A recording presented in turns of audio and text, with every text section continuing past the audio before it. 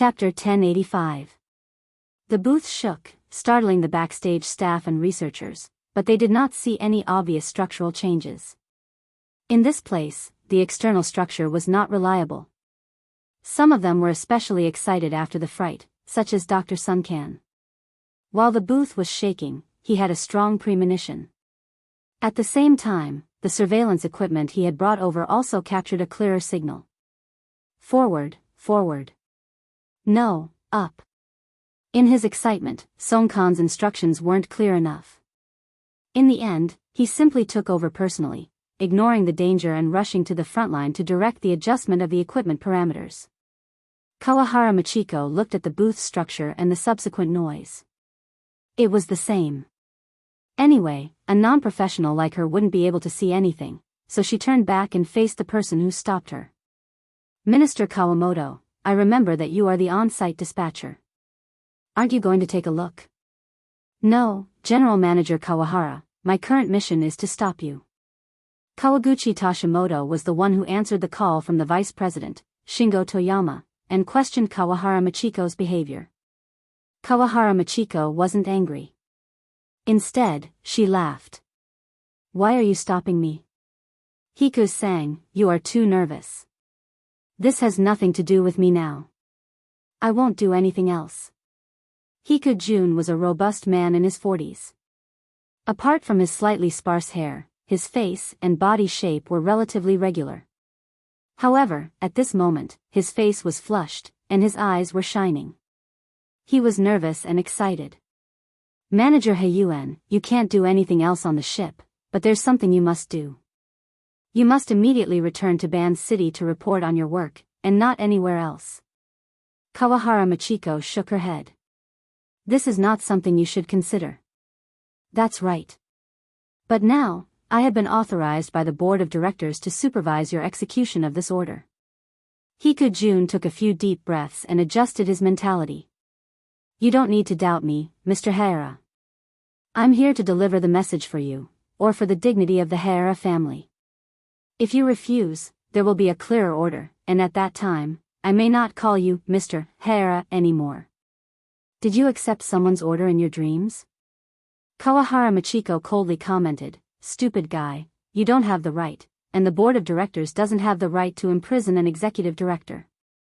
Hiku Jun, who was judged to be stupid, became calmer and calmer. The company doesn't have it, but the parent company does. If the parent company doesn't have it, there are higher-ups. In comparison, I may be stupid, but what are you? The robust man began to approach Kawahara Machiko, but the latter's icy gaze had already lost the power to stop him. However, when Kawaguchi Jun approached, his voice softened. Junzi, I don't want to care about what fate awaits you, I also need to work hard for my own fate. However, on account of the fact that I was once your candidate for marriage, I don't want to forcibly deprive you of your authority. You can try to understand it, even if the more you understand, the more despair you will feel. Your situation is much worse than you imagined. Kawahara Machiko was slightly absent-minded, but she quickly stared at Kawaguchi Jun.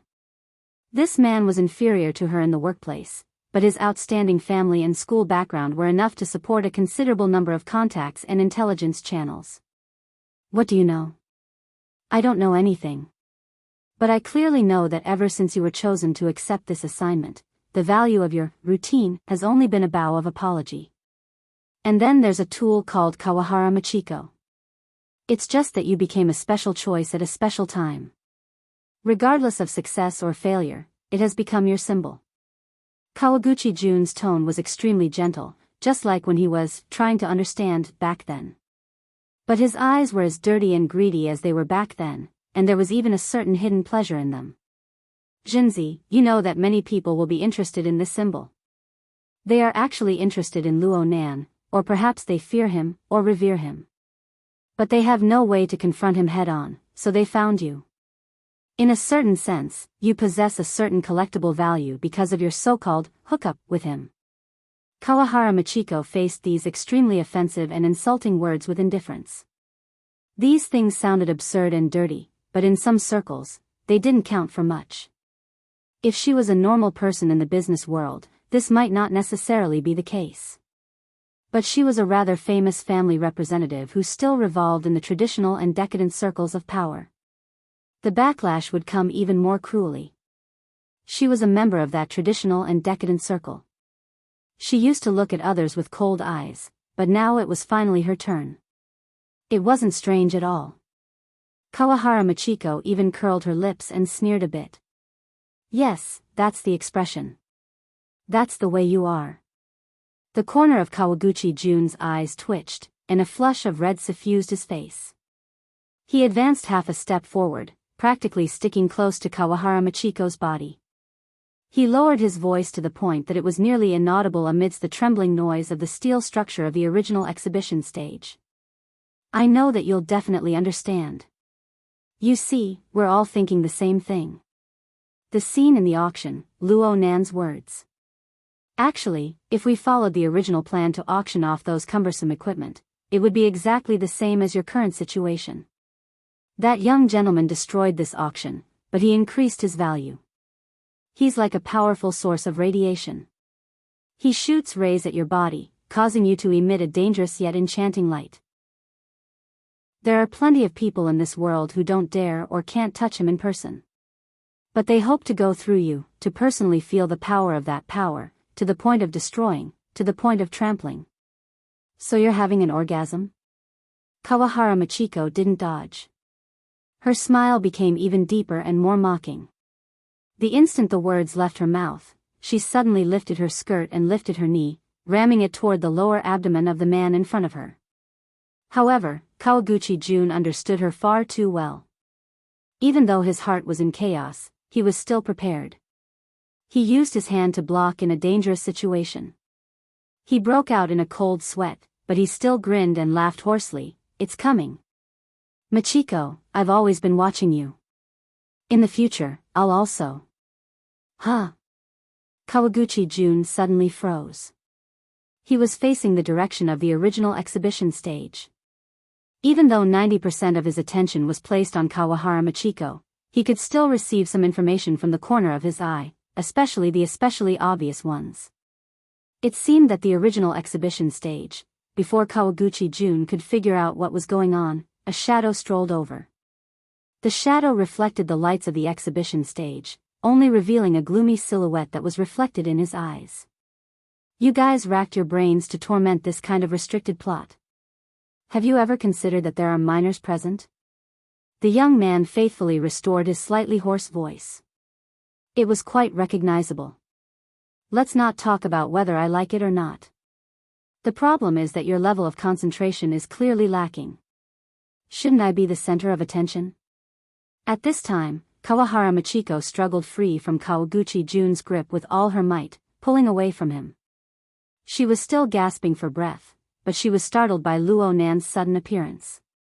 Why was Luo Nan, who was speaking confidently and with assurance on the upper floor of the auction house, here? Her reaction speed surpassed Kawaguchi Jun's by quite a bit. She swept a glance behind Luo Nan and saw that the original exhibition stage was still in ruins. She quickly turned to face the other side of the exhibition stage, then she felt a bit dizzy. What appeared in her field of vision was no longer the screen that shielded the original exhibition stage. Instead, it was the messy arrangement of banquet tables. There were also over 100 people dressed in formal attire.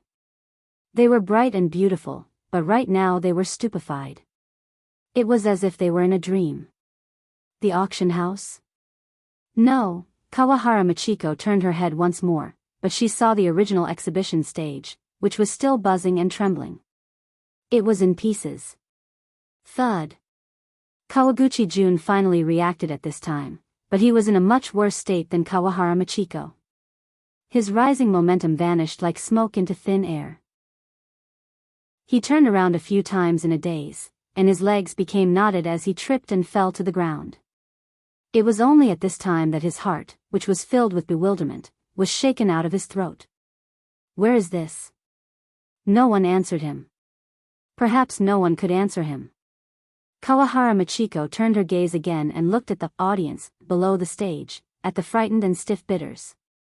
Almost no one was looking at them. In fact, they didn't even pay attention to them from the beginning to the end, even though there was an extremely explosive and delightful plot here. The reason for this was because there was an even more conspicuous, enormous, and inconceivable object and change appearing before everyone's eyes.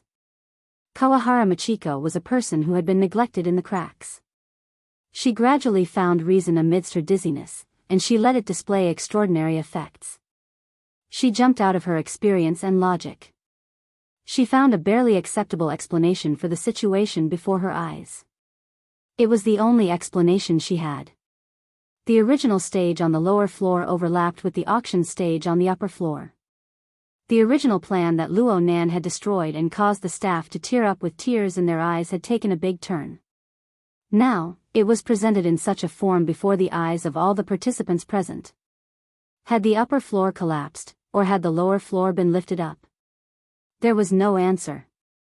Kawahara Machiko didn't feel anything else from start to finish, aside from the sound of the vibrating metal structure beside her ears. And the reality before her eyes was this: the two floors that were specially used for display had a total height of nearly 10 meters. They overlapped together in such a gentle manner. There wasn't even any substantial conflict between them. The auction stage in front of Luo Nan had disappeared without a trace. That was why he strolled to the front of the stage. This was the place where the original exhibition stage barely had a foothold. Of course, this was a more suitable location for focus.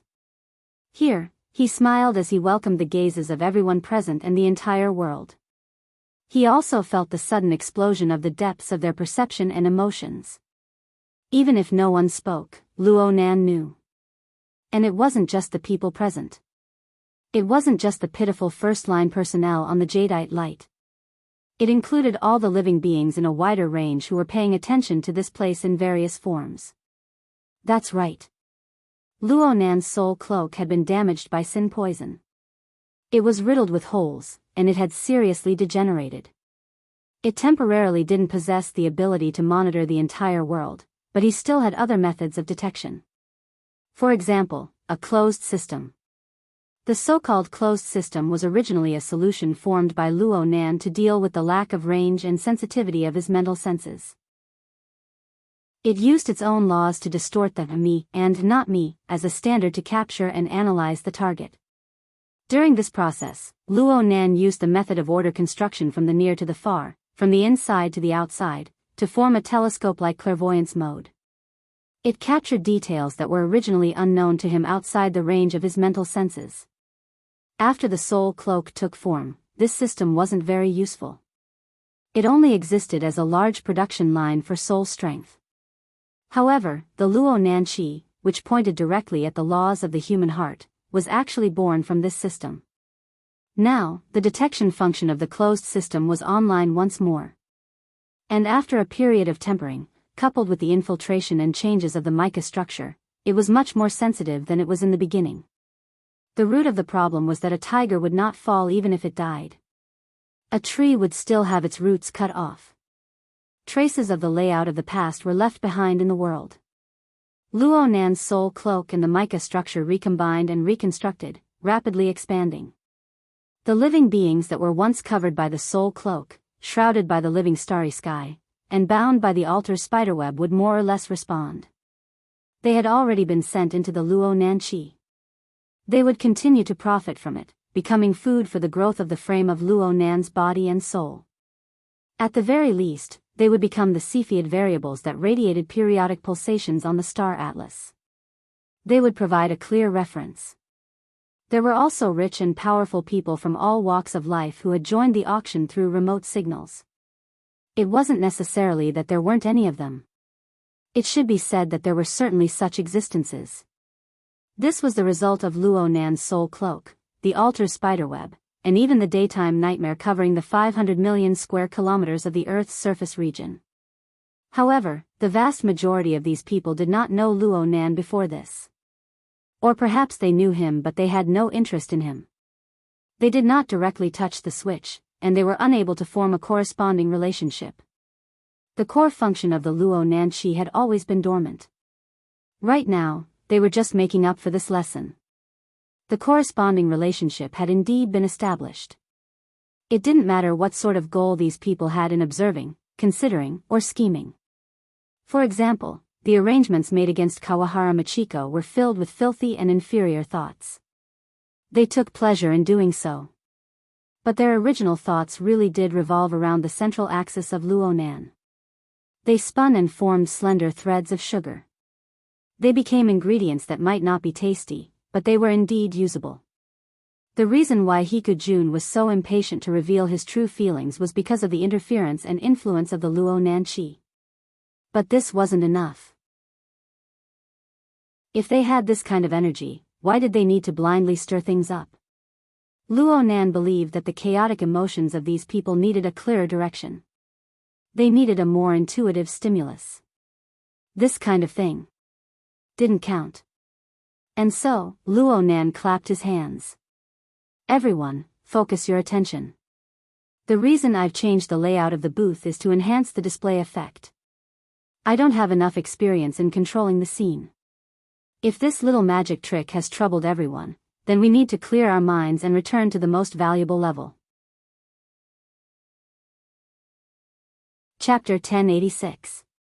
A little magic trick? Do the youngsters nowadays all have this kind of temperament? Death Shaman had lived for a long time and was used to flaunting his seniority. He was too lazy to beat around the bush, so he spoke more and more bluntly. No one in the room responded immediately. Almost 5 seconds passed before Constance, who had been silent all this while, spoke. The spatial distortion layers are almost perfect. Just almost. Star Shaman subconsciously retorted. His eyebrows were furrowed, and his pale face was nearly transparent. A layer of faint, illusory light circulated within it. It looked like he was staring at the projection on the screen, but he was actually releasing his mental senses to observe the situation. The upper layer has been swallowed up, allowing the lower layer to be lifted up. No, it's directly squeezed together. Then there's the open spatial fault. The connection with the local spacetime is very subtle. Conventional experience was practically meaningless when it came to spatial shifts. Star Shaman's ability to say these things proved that his insight and knowledge were top-notch. Plus, he really did find some flaws. Fortunately, the light was bright. Otherwise, the curtain wall behind us would have been warped long ago. Indeed, it was as Star Shaman said. There was a clear distortion in the material and shadow structure behind the overlapping booth. This was the result of the spatial fault of the newly opened and temporarily swallowed upper layer of the booth. It was the result of mutual interference with the squeezed and distorted local spacetime. And the flaw he was referring to was actually nitpicking. The visual effect was even more astonishing. No matter what, a design was just a design. The execution was the most important thing. A partial distortion of local spacetime, combined with the concealment of the spatial fault. It's almost a dazzling display. Who else could do such a thing now? Ouyang Chen? Apollon? And Connie? The people Abner pointed out were all famous spatial masters of the inner world. They all possessed the ability to construct spatial distortions and shifts. Among them was Constance, who was next to him. I need time. Constance was very calm. Also, if it's just a temporary confusion without considering the consequences, Robbie can do it as well. He can even do it better. That clown. Abner furrowed his brows just thinking about it. However, thinking of so many possibilities, he more or less weakened the shock brought by Luonan's magic. In addition, he also remembered that the information stated that Luonan had gone to the booth to use his methods as soon as he arrived on the jadeite light. There had been 5 to 6 hours in between. Luonan should have made preparations in advance. Abner tried to calm himself down, but he noticed that the Star Shaman was staring at him. This display of extraordinary power and the corresponding force of pushing the wall is a little difficult to explain. It's okay. It's just an understatement. Abner described it in a very Eastern way with a smile. The Star Shaman sneered. Combining Abner's and Necromancer's evaluations together, it might be closer to reality. But when it came to Luonan himself, he was in the middle of the situation. He really wasn't too clear on what kind of mentality he was in. He just stood in front of the stage, letting himself become the focal point of everyone's gazes. He also evaluated the present situation and the effects he needed to achieve in the future.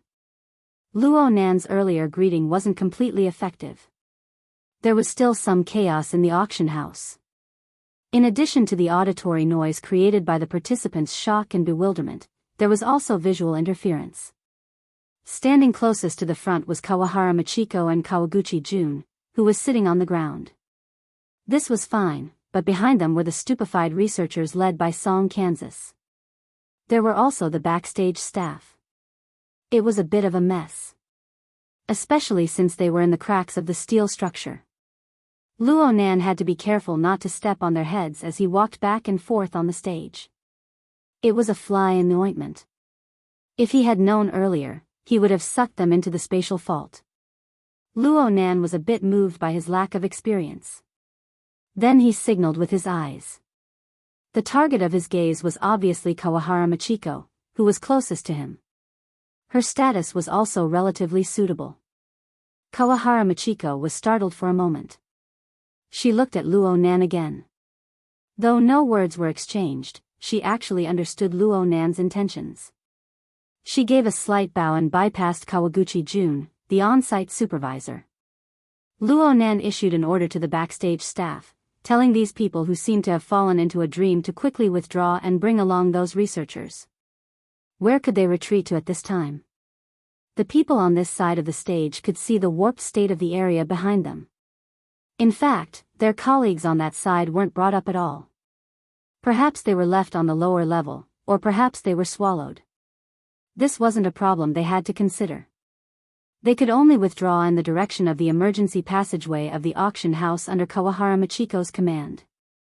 Song Kan originally wanted to struggle a bit, but he looked at Luo Nan's back and lost his courage in the end. There were 20 to 30 people and some equipment. It would be quite a scene to withdraw. Even if they were to leave through the emergency passageway, they would still have to pass through the area where the participants were. Over 100 billionaires and experts at the scene just stared blankly at the stream of people who had abruptly appeared along with the shattered stage. They passed by them. Suddenly, someone in the front row reached out and grabbed the corner of a staff member's clothes. He really grabbed it. The clamor within the auction house suddenly rose to a new level. After all, there were some people in the auction house who were still stuck within the scope of daily experience. They confused the spectacle before their eyes with the advanced visual technology of the modern world. They were surprised, but they didn't feel the impact of breaking common sense. But in the instant the corner of their clothes was grabbed, the boundary between reality and unreality was completely broken.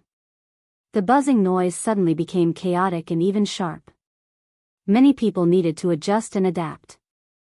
Luo Nan saw all of this with his eyes, and his train of thought became even clearer. Sure enough, AR and VR technology were all the rage in the modern world. The more one saw the visual impact, the more likely it was that they would overlook key things. His methods were a bit more straightforward when faced with this kind of situation. Luo Nan didn't control the scene for the time being. He allowed the clamor to continue, and he had ample time to make better preparations. For example, he took out the suitcase with the notebook and drawing materials from the spatial fault. He let the notebook return to its original position, the exact same position as shown on the catalog of the auction items. In addition, he also had to admit that as the upper stage was moved away, the original stage was hastily replaced, and the large screen behind it was gone. The holographic projection equipment that was originally designed below was removed, and the chaos of overlapping space was behind it. Not to mention the visual effect, the subsequent presentation would also require some effort. Luo Nan looked at the suitcase. It was stuffed to the brim with black cloth. It was what Blood Demon called the secret deed book, and he had a new idea. He did it as soon as he thought of it. He snapped his fingers, and the secret deed book in the suitcase soared up like a living dragon. They connected and pounced onto the chaotic background curtain wall behind the stage. They twisted and unfolded, blocking it. How many secret deeds were there in total in a small suitcase? It was impossible to cover the area behind the stage no matter what. In fact, Luo Nan only used them to cover a single corner, and they were basically all used up. However, this unique drawing material, known to be handmade by High Lord's secret deed, naturally had its own mystical aspects. Under the catalysis of Luo Nan's telepathic thoughts, the dark color of the book actually permeated to the two sides of the diagonal. Actually, this was the result of the special structural rules of the secret deed book spreading outwards. The surrounding dark chaos that Luo Nan had mobilized mixed together with the book. They resonated with each other, and in the span of a few breaths, the curtain wall behind the stage was completely dyed black. Luo Nan wiped it with his telepathic thoughts and nodded. This blackboard was fine, but why did it seem more and more like magic? He shook his head and laughed to himself. He didn't say much. He picked up a paintbrush that was congealed from a special powder and simply crushed the tip of the brush, causing it to return to its powdery state. Then he condensed his telepathic thoughts, forming a brush in the void, and began to paint. H4, a type organic powder, followed Luo Nan's telepathic thoughts to form the most flexible of brush strokes. It could be traced, it could be hooked, and it could be brushed. In the blink of an eye, a diagram was laid out. There seemed to be fine sparks of electricity flickering within, giving off a bit of a laser engraving effect. Practically no one in the audience understood what Luo Nan was trying to do in the end. But humans were visual creatures in the end. The image was clear, and their imaginations came naturally. The first thing that appeared before their eyes was a world map. It was the Pacific Ocean version. Whether or not it was accurate was another matter. In short, it had the same meaning. It even took into account the curvature of the Earth's surface. It vaguely displayed a rather three-dimensional feeling, and it had the effect of slowly rotating from left to right, and from west to east. Such a drawing method required parts of the diagram to be born and destroyed, to be similar and to be continuous. There was probably no other artist in the world who had such quick hands aside from Luo Nan. Luo Nan didn't use his hands. He used his soul strength to interfere with reality, which was why he had such ability. The outline of the map was formed. Luo Nan was in the north-central region of the Pacific Ocean, slightly to the right of the 180th meridian. He drew a small circle, clearly marking the current location of the participants present. Then he pulled out an extremely direct line from the marked circle. It still followed the curvature of the Earth. It was like a newly planned route, pointing straight to the south-central plateau region of the old continent. Luo Nan drew another circle there, and then the line powder gathered together. The world map that had just formed was erased in an instant. Then it reorganized and divided, forming a new outline. Soon, one could see that this was the rough topography of the area, and it was still in the process of being refined. This gave off a bit of the flavor of a sand painting. Sure enough, big hands were capricious. Can't you just use a projection? Death Witch spat. This time no one responded. This was because everyone, including Death Witch, thought of a problem. Luo Nan had a very detailed grasp of that part of the world. Abner glanced at Romanus, and Romanus understood tacitly. He projected out a satellite map and compared it with Luo Nan's drawing on the blackboard. The precision is very high. Constance murmured. The satellite image was nothing more than this. But Luo Nan drew closer layer by layer, layer by layer. Every time the outline of a scale was formed, he would erase it and enlarge it. It was reasonable to say that he had drawn it in accordance with the satellite image. But the choice was appropriate, and the application was ingenious. It wasn't a simple transfer. Instead, it was a true understanding in the heart, and it was a representation of the outside world. This was a human method, not a mechanical reproduction. Just like this, the scale of Luo Nan's version of the map was enlarged all the way to around 1/500. It actually continued to be enlarged. At this scale, the larger community could no longer fit within his field of vision. But during the process of the image's manifestation, even if Luo Nan didn't say a word, everyone was certain that there was a clear focal point under his pen, and it was constantly drawing closer. Luo Nan used an extremely simple yet miraculous drawing technique to create a vivid and lifelike situation. It was as if he had brought the people of the auction house aboard a passenger plane. The plane was rapidly descending, heading straight towards the depths of the desolate and uninhabited wilderness. Rationally, the extraordinaries were convinced that this wasn't a simple problem of drawing technique. It also involved Luo Nan's guidance on the mental plane. The people at the scene weren't the only ones affected. They were affected as well.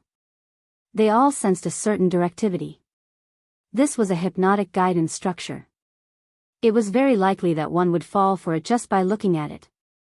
This was a function that ordinary projections didn't possess, no matter what. Looking at it this way, Luo Nan's insistence on drawing could be explained. Finally, Luo Nan's drawing of the image was fixed at a certain scale. Right now it was practically 1:1. From the perspective of the audience, they were just a bit further away. They were looking at a shore from a distant position. It was like the edge of some lake. That's right. Luo Nan's drawing of the image gave more and more details to support it. The ripples of the water were calm and slightly hazy, the towering mountains in the distance, the dark clouds in the sky, and the wild animals that came here to forage for food and water. There were even some species that possessed clear mutant characteristics. All of them decorated the surroundings. Luo Nan's sketching technique was displayed to the fullest in this moment. Though it was a simple drawing, it was extremely charming. The viewer just needed to have a bit of imagination to have the feeling of being immersed in the scene. Some people thought that they should be at the center of the lake according to this point of view.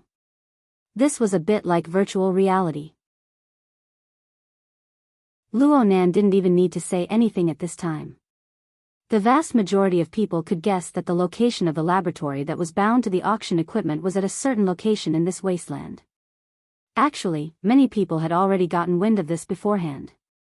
But with Luo Nan's drawing, it really seemed like the next step was the opening scene of the laboratory's door. There were already people who began to secretly memorize the various details displayed in the drawing. Some people simply took pictures, preparing to borrow some supercomputer resources to quickly restore and compare. They wanted to seize the initiative and give it a try. There must be a second to everything. One person takes the lead, and the crowd follows blindly. Even though everyone knew very well that Luo Nan didn't have any reason to easily reveal the location of the laboratory to the public in this manner, they couldn't stop someone from setting an example. Soon, all sorts of lights flashed behind Luo Nan, who was engrossed in drawing. The amount of data transmitted in the venue and the surroundings increased dramatically. This level of concentration is what I need. Luo Nan evaluated. Under the control of his telepathic thoughts, the scene on the curtain wall maintained a seemingly ordinary yet extremely extravagant dynamic effect.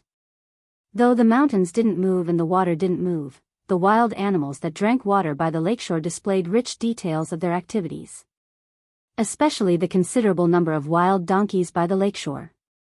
They swarmed endlessly and slowly moved along the lakeshore, gradually revealing new details that were obscured by their figures.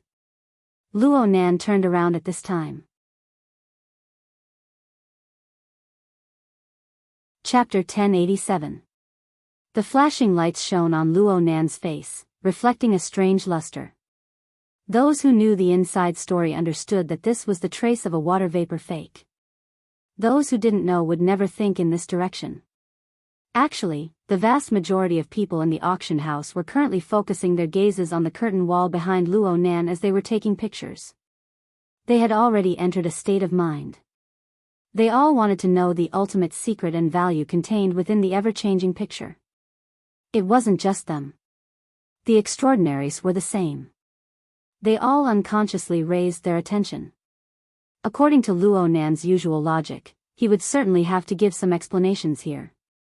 As long as they could receive more information, they would accept it even if he said that they were just listening to a lecture. They even began to warm up.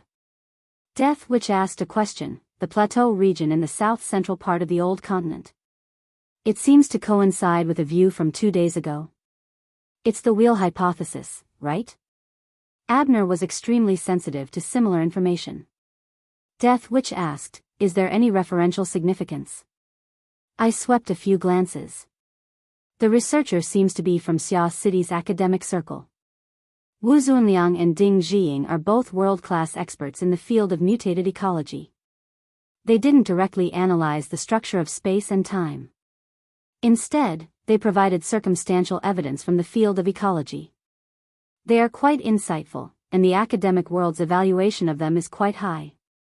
Romanus would never disappoint when it came to the details of information. However, Luo Nan disappointed them a few seconds later. It's pointless for you to want to know the specific location of the laboratory. Actually, you've already seen the reason. Take this booth for example. It involves a few techniques related to the structure of space and time. I don't need to explain the specifics. Most of you won't understand anyway. The group of extraordinaries looked at each other in dismay. They only heard Luo Nan continue speaking. All you need to know is that the research direction of this laboratory is spacetime. If you must find a specific reference, the deep blue world is more suitable. Luo Nan's pupils flickered with an extraordinary splendor. They were reflected in the eyes of practically everyone present. You should all know about the deep blue world, right? Many people's eyes flashed. Regardless of whether they had a basic understanding of the word laboratory, they all knew the words deep blue world. There was no need to mention the meaning and value it represented. Luo Nan turned his hand and pointed behind him. The founders of the laboratory are also searching for another deep blue world over here. At the very least, I believe that there is an extremely high possibility that there is a new plane similar to the deep blue world. Perhaps it is a complete land of resources and treasures. Perhaps it is a shattered wreckage. But there is certainly such a plane.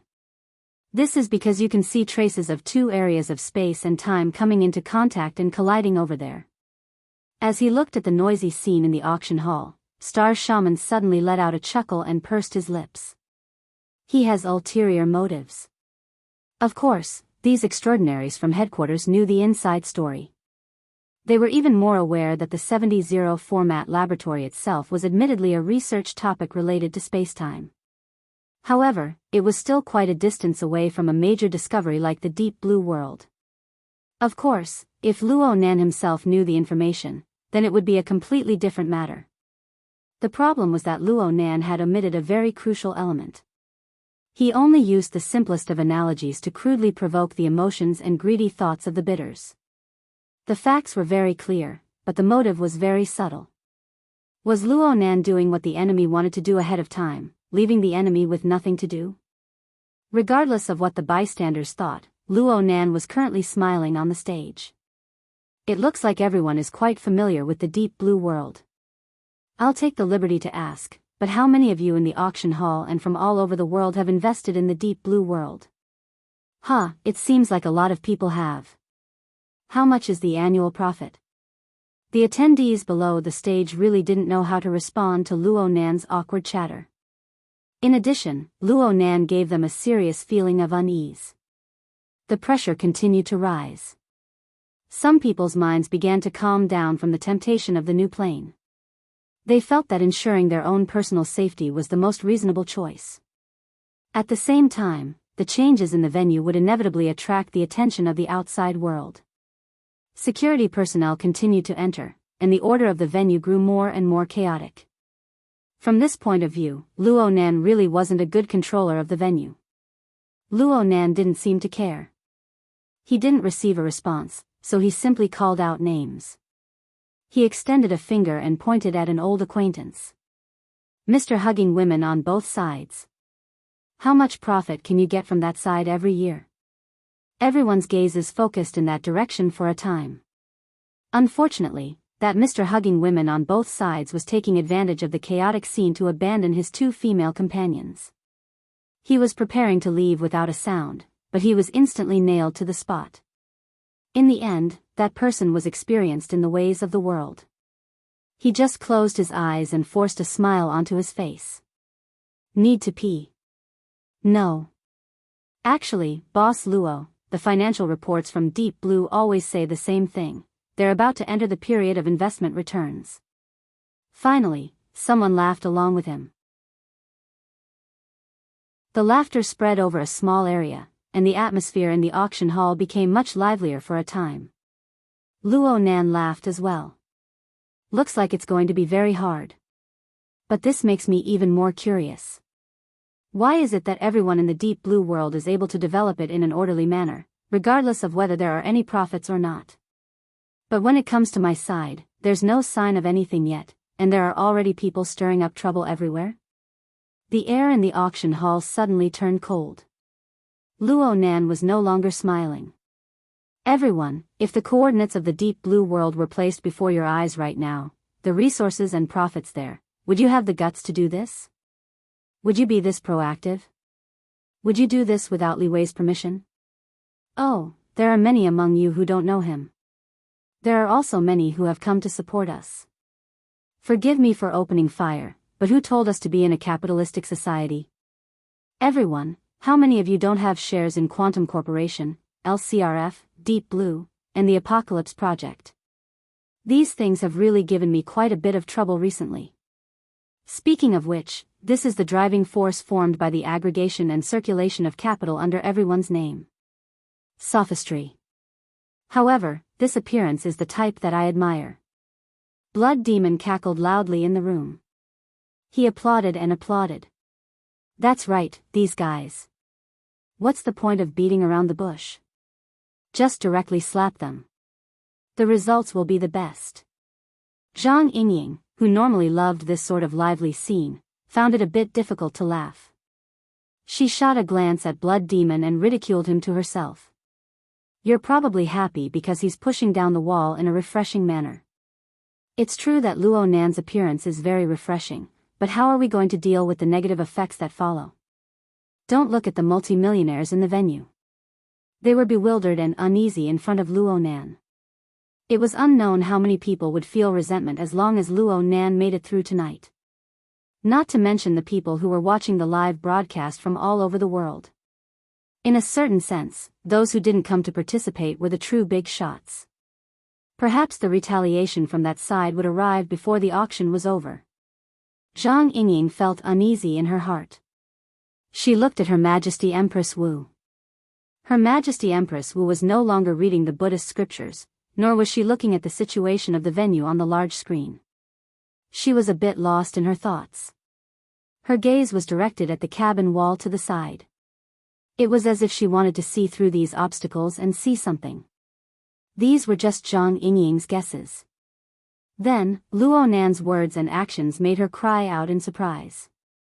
Frankly speaking, I really admire the driving force of capital. The simple word of benefit is able to move a fellow far more powerful and troublesome than everyone here. Luo Nan didn't turn his head. He just pointed his thumb backward and pointed at the curtain wall. Figures formed where Luo Nan pointed. The first figure was a person Zhang Yingying was very familiar with, the Horned Demon. Zhang Yingying knew of Luo Nan's writing skills, but she didn't know why Luo Nan had drawn the image of the Horned Demon in such detail. It was as if the Horned Demon had been behind the pack of wild donkeys just a moment ago, and only now had his head popped out. Even though it was a simple sketch, one could see that the Horned Demon's clothes were tattered and barely covered his body. He was like a beggar squatting by the lakeside in a daze.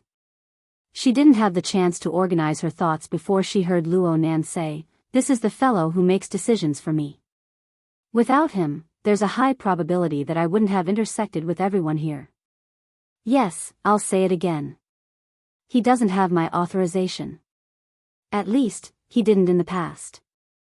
Before anyone could figure out what Luo Nan meant, two more figures appeared one after the other. They were at the very edge of the curtain wall, one on each side.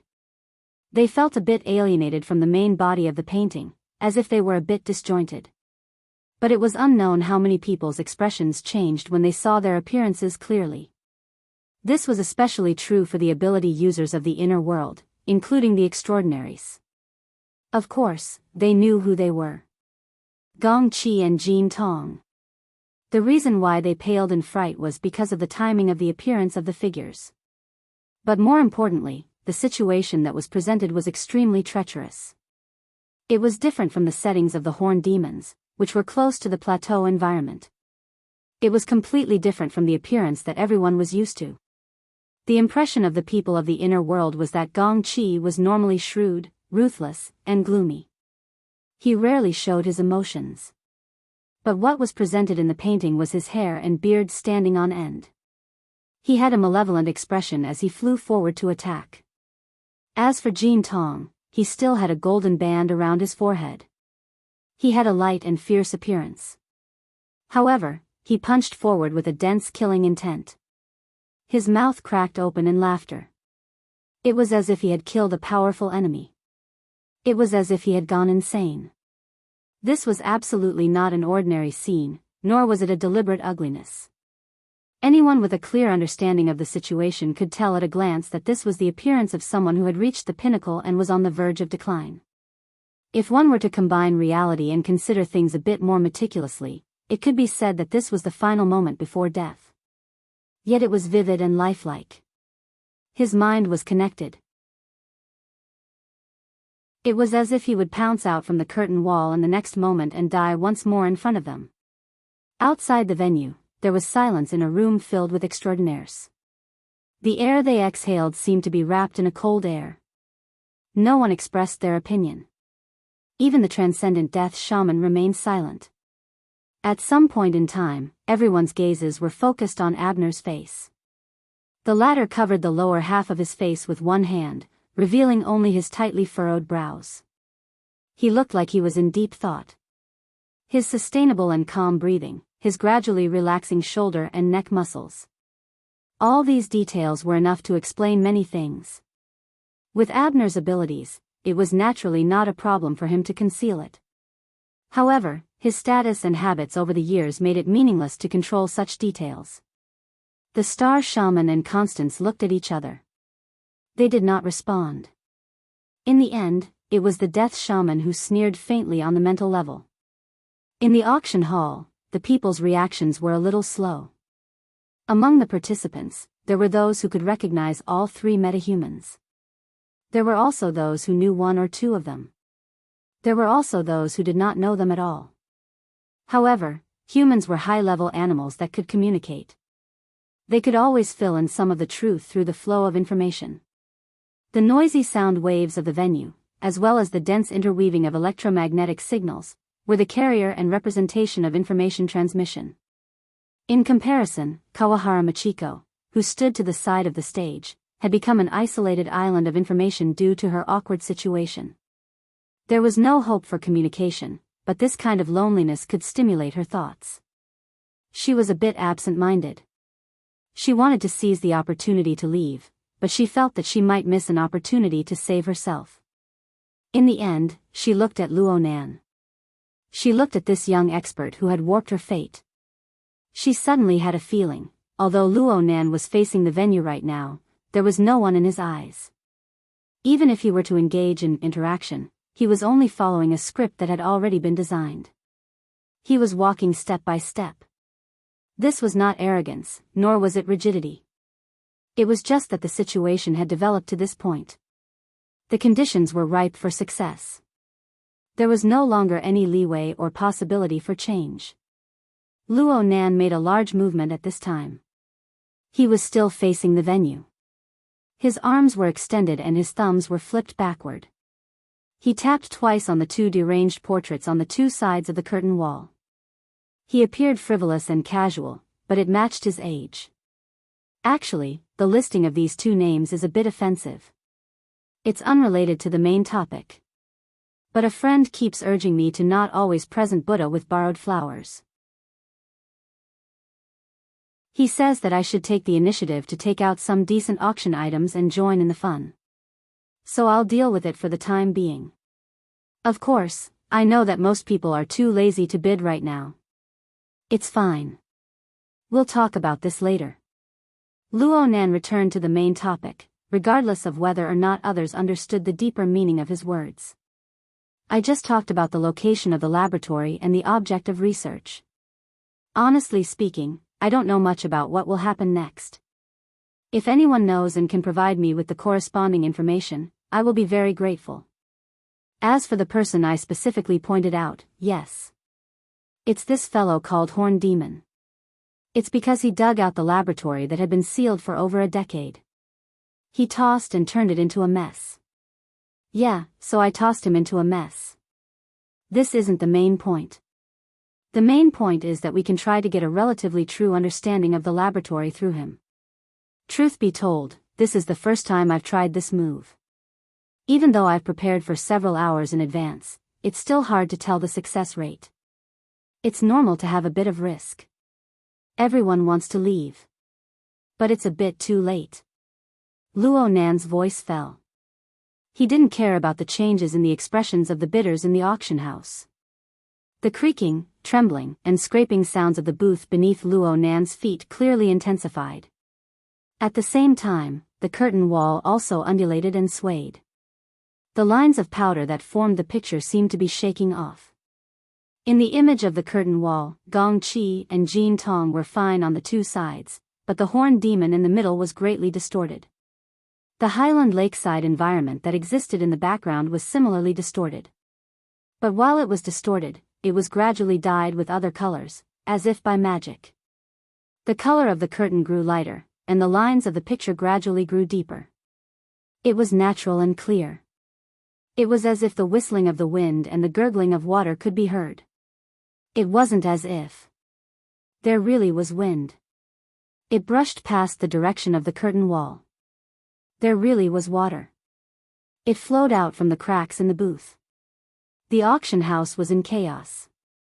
Order nearly collapsed from the moment Luo Nan said, "It's too late.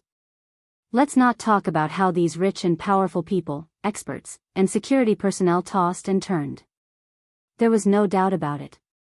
The cool wind that carried the smell of grass in the wasteland and the running water that suddenly reached their ankles had already made contact with each and every one of them. Cries of alarm rang out without end. Some people even yelled at Luo Nan, telling him not to go too far with his jokes. In fact, there were still people in the auction house who felt that this was very likely a kind of load-free virtual environment, brought about by some sort of brilliant technology. But no matter what they thought, this experience, which was formed from real or fake sensations, was this. It was as if people were sitting in a large boat that was already leaking water. They were sailing toward the lake shore that was depicted, displayed, and warped by the curtain wall. Right in front of them was the horned demon. He stared blankly at the boat as it sailed over. He suddenly laughed inexplicably. The corner of his mouth split open all the way to the back, all the way to the area behind his ears that couldn't be seen. Just like that, his cheeks were torn apart, his head was torn apart, and at the same time, his entire body was torn into pieces. The screams grew louder, but the scene before their eyes didn't change according to the people's will. The horned demon's body was torn apart. But fine sparks of electricity leaped between every torn piece of flesh, bone, and internal organs. Yes, it was just like how Luo Nan's pen moved. The sparks of electricity weaved and crisscrossed densely within the empty areas of the shattered limbs. It formed a faint door-curtain shape. In this way, a bewitching door was formed on the shore with flesh and bones as a support. The magneto-electric sparks formed a curtain. People moved toward this door. They could practically smell the stench of flesh and blood being torn apart. They got closer and closer to the densely woven sparks of electricity. Later on, the sparks of electricity leaped about to penetrate into their hearts and lungs. They pulled out the same components and fused them inside. Then, would their bodies be the same? Would they soon become the same as the horned demon? Fear quickly spread through the hearts of the 100 or so people present. The fear tightened, making it impossible for them to breathe. Their limbs went numb. As for whether it was the effects of suffocation or the consequences of being cut by the sparks of electricity, who knew? There were already security personnel who instinctively pulled out their guns, but they didn't have the courage to raise their guns and take aim. They were even absent-minded. Whether it was the rich, the experts, or the security personnel, their identities and values were all blurred at this moment. They were just helpless passengers on a broken ship that was about to sink. The ship was clearly about to reach the shore, but what they faced was an even more unknown and inexplicable terror. As the body of the ship moved forward, the door curtain, of interweaving sparks of electricity and fire on the bewitching door gradually split open from the center. It was hard to see the original shape of the horned demon as it opened and closed. Instead, a pitch-black background that was completely different from the scene at the lakeside of the wasteland was gradually revealed within the hollow of the skeleton. Luo Nan snapped his fingers and the curtain wall, that had no sense of existence, shook violently once more. This time, the powder on the surface really did rustle and fall. A large area of the central region was shattered into pieces. Then it turned into a large amount of dust particles and transformed into a whistling sandstorm within the pitch-black background.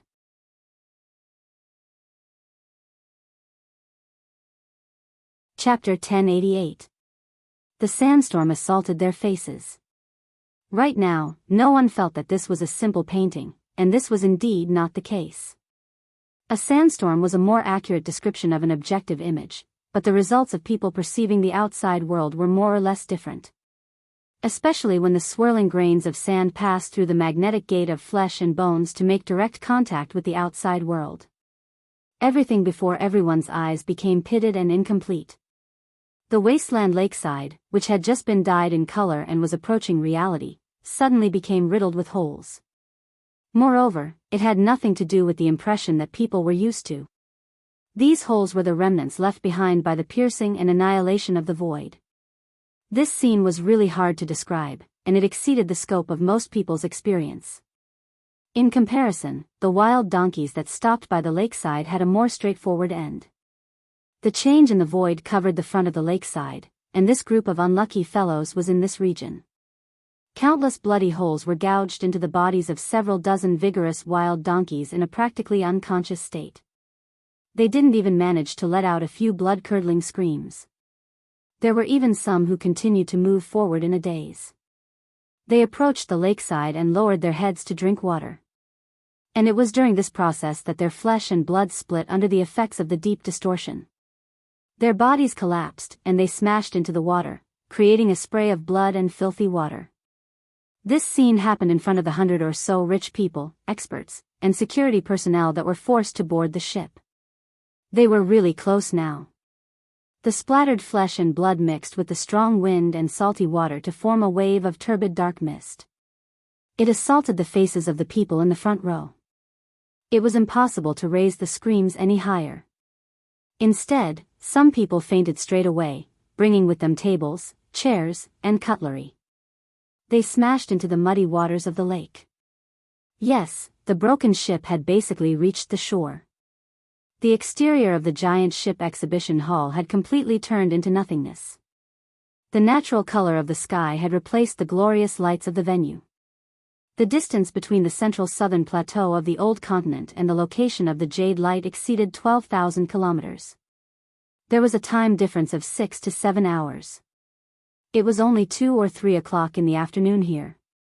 Even though the sky was covered with dark clouds, it was still daytime. Luo Nan's figure appeared somewhat illusory and transparent under the light of the sky. At this moment, he was in the void region filled with craters and distortions. He was also beside the blood-stained lake shore. In fact, the most accurate location was the entrance to the dark world where the sandstorm was rolling. He was in front of the demonic door that was made of flesh and bones and constructed of magnetism, electricity, and fire. The door was still expanding, and light gradually entered. Or perhaps the original radiance seeped out from within, building a new curtain wall for Luo Nan. Moreover, it gradually deepened, possessing a clearer sense of space.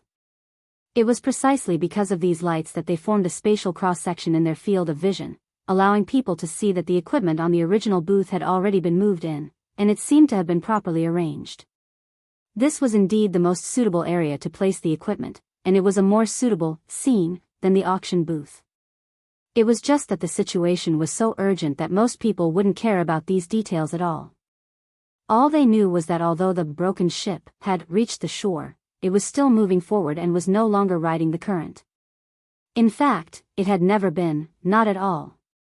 Only God knew how they got here and how they would continue. They didn't even know if they had crashed into it, or if the other side was pressing over.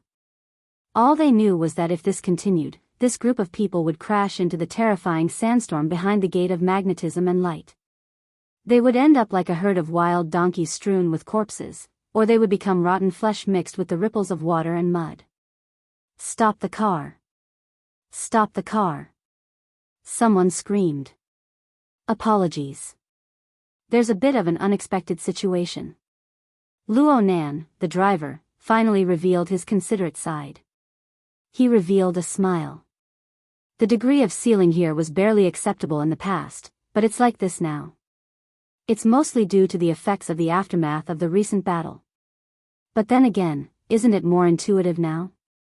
In the eyes of the participants who had already logged in, Luo Nan's incorporeal shadow had an expression that became even more blurry. It was as if he was a remote projection of an outsider. Let's not talk about whether it was intuitive or not. This situation was far too King ironic. Clearly, Luo Nan didn't care about their thoughts. He stood in the center of the brand new, live booth, and was instead in the mood to talk. You can think of the situation behind the door as the collision of two spacetime. The laboratory is located at a certain point of the collision of spacetime. The specific direction of research is naturally what kind of spacetime structure is on the other side, as well as the problem of the spacetime structure itself. What was ejected just now was a spacetime fragment caused by a collision or some other reason. It's fine as long as everyone has an impression of it. This is a very important place. I'm just asking everyone to take a look. If I were to really send you in, it would likely cause an even greater disturbance in spacetime. I really can't bear to do it. Luo Nan's words made a few people relax. And at this time, the demonic gate behind Luo Nan had clearly expanded to its limits. It began to slowly retract, and the extent was quite large. This sort of change ignited the flames of hope from the bottom of everyone's hearts. Some of the more courageous people tried to communicate, shouting loudly, "Mr. Luo. Boss Luo. We already know our wrongs. We." Luo Nan laughed again before this sort of sound wave could form into a large scale. His gaze wasn't cast in this direction. He didn't point at anyone. Instead, there was a subtle feeling of dislocation. He seemed to say something, but his voice was weak. Not a single person present was able to hear him clearly. Some people became furious, not at Luo Nan, but at their utterly chaotic companions. Boss Luo is going to speak. All of you shut your mouths. This was an extremely low attitude, but it was really useful in this sort of situation. A large portion of people really did shut their mouths, and then it spurred on the others. Everyone within the venue. Oh, right now they were at the edge of the saltwater lake on the plateau that was covered in blood. The group of people were as quiet as chickens. But when everyone cast their gazes forward, cast their gazes towards the location of Luo Nan's phantom, they first saw the demonic gate close. Then the phantom that bore all of their loathing, fear, and hope disappeared without a trace under the light of the sky. The silence continued for a few seconds. Everyone stared at Luo Nan, hoping that it was just a temporary fluctuation. But there was no change that met their expectations. There was nothing from start to finish. Screams and curses gushed out. There were a few of them, but they were soon forcefully suppressed by the surrounding people. On one hand, the strong winds of the wilderness brought along the faint roars of wild beasts. On the other hand, and more importantly, there was no longer Luo Nan's shadow in front of them. The scene of the wilderness was nearly completely restored, but there was still some sort of unnatural scene. The chaotic magneto-electric flames were still drifting disorderly among the remains of the horned demon.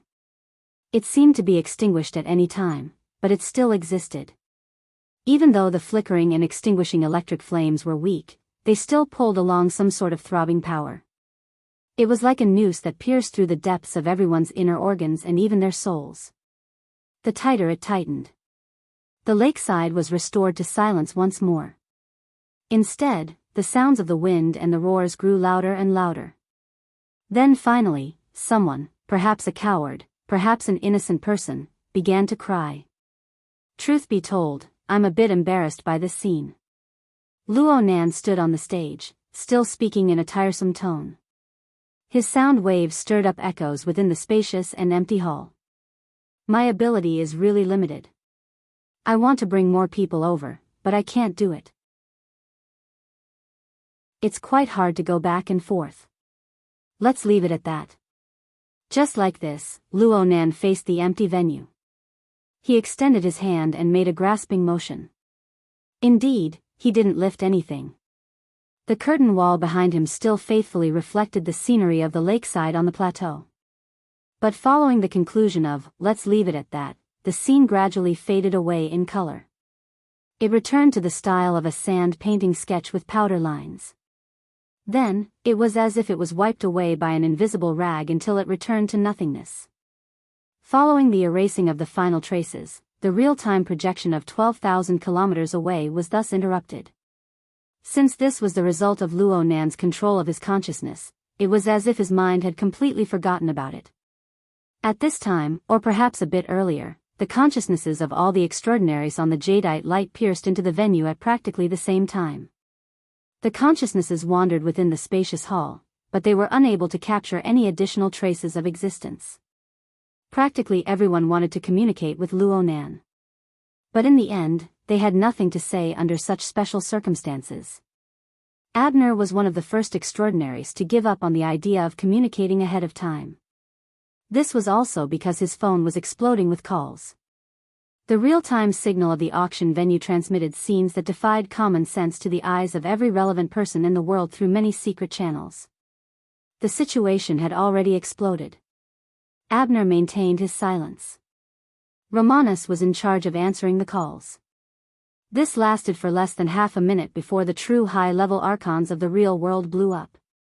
Abner's status was no lower than anyone else's, but this didn't mean that he could refuse to communicate while he was at the scene. It wasn't just Abner. Even Constance, Star Shaman, Black Lion, Wang Yong, and the others, who were nearby, wouldn't be able to escape. But even if Abner picked up the phone, what meaning would there be? What could he explain? What could he promise? What could he express? All he could do was act as a cushion in this rarely seen clamor of emotions from the high level of the entire world. Abner had sunk in, giving Romanus a bit of an opening. But this wasn't a chance for him to catch his breath. There were many more things he needed to do right now.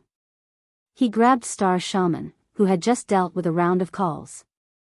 "You contact Xiao Wanshan, I'll contact Dongsheng."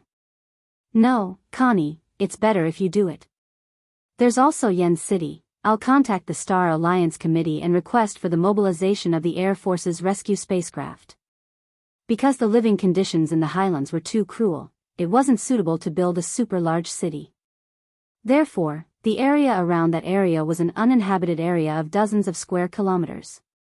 Romanus could only expand the area further.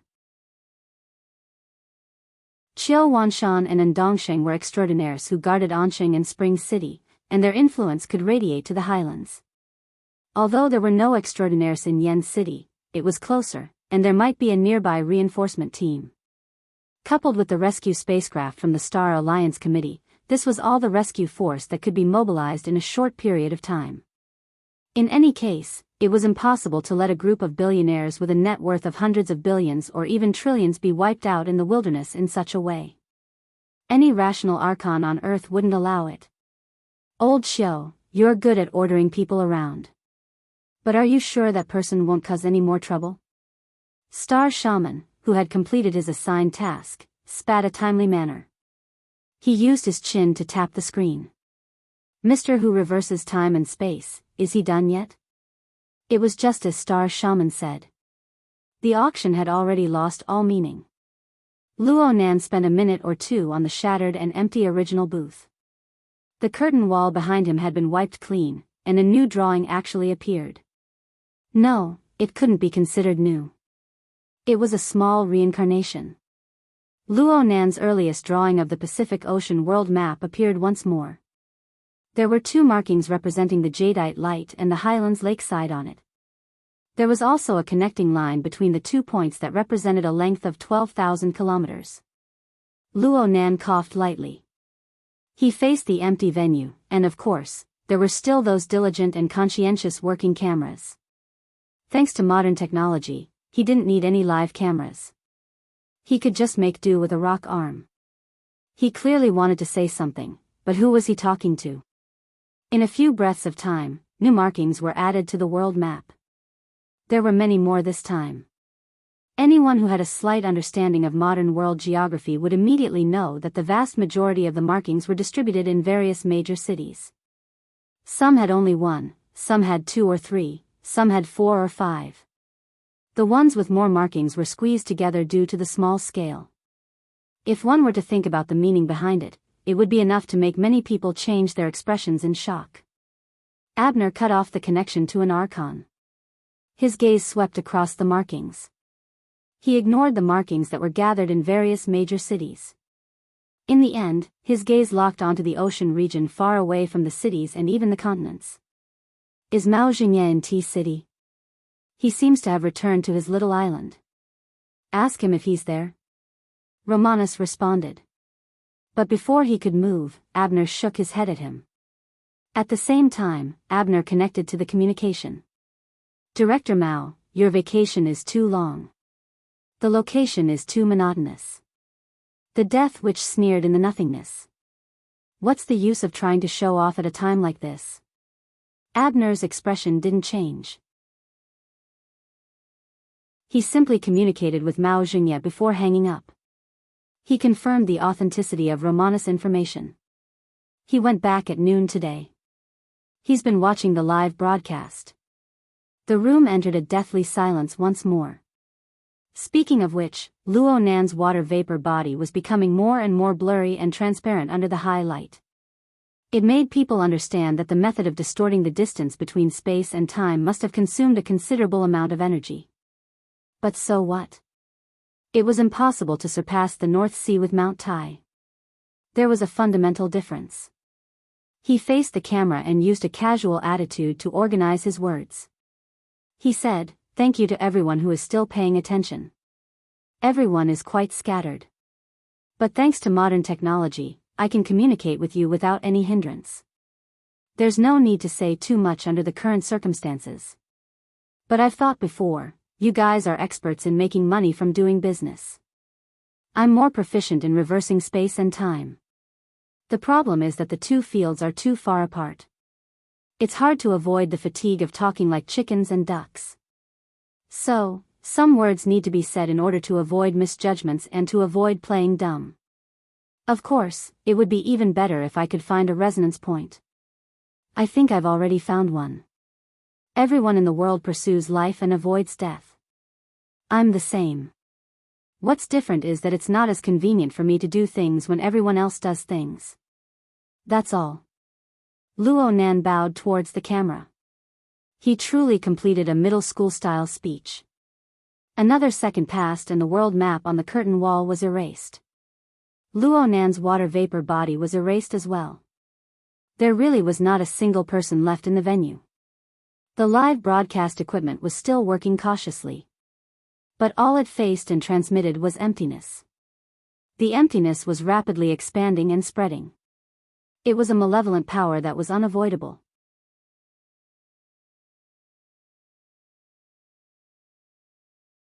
Chapter 1089. Oh my God, he wants people to help him cover up this matter. Old man's secret deed should be having a headache right now. How can he snatch back the limelight? Blood Demon paced back and forth in the room. His speed was uncertain. Perhaps it was just as he thought, troubled times, troubled times. Your Majesty, what do you think? The words of the body follow the heart. Skillful and convenient karma. Gaining equal wisdom in all laws.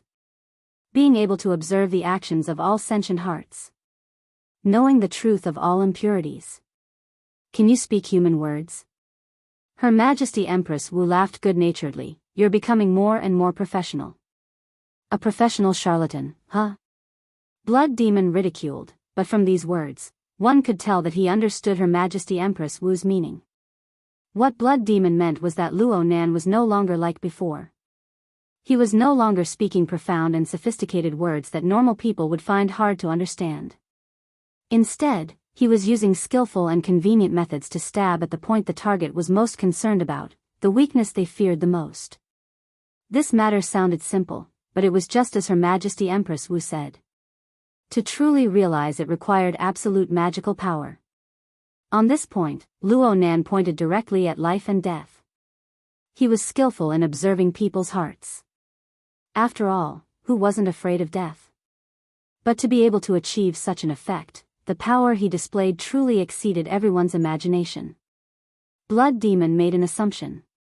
He placed himself on the opposite side of Luo Nan.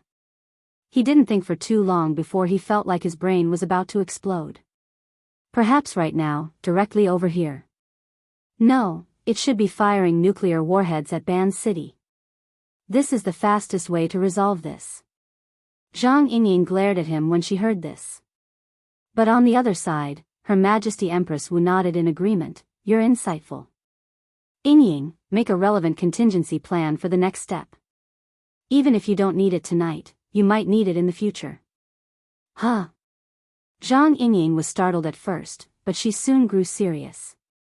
Her Majesty Empress Wu put away her scroll and slowly got up.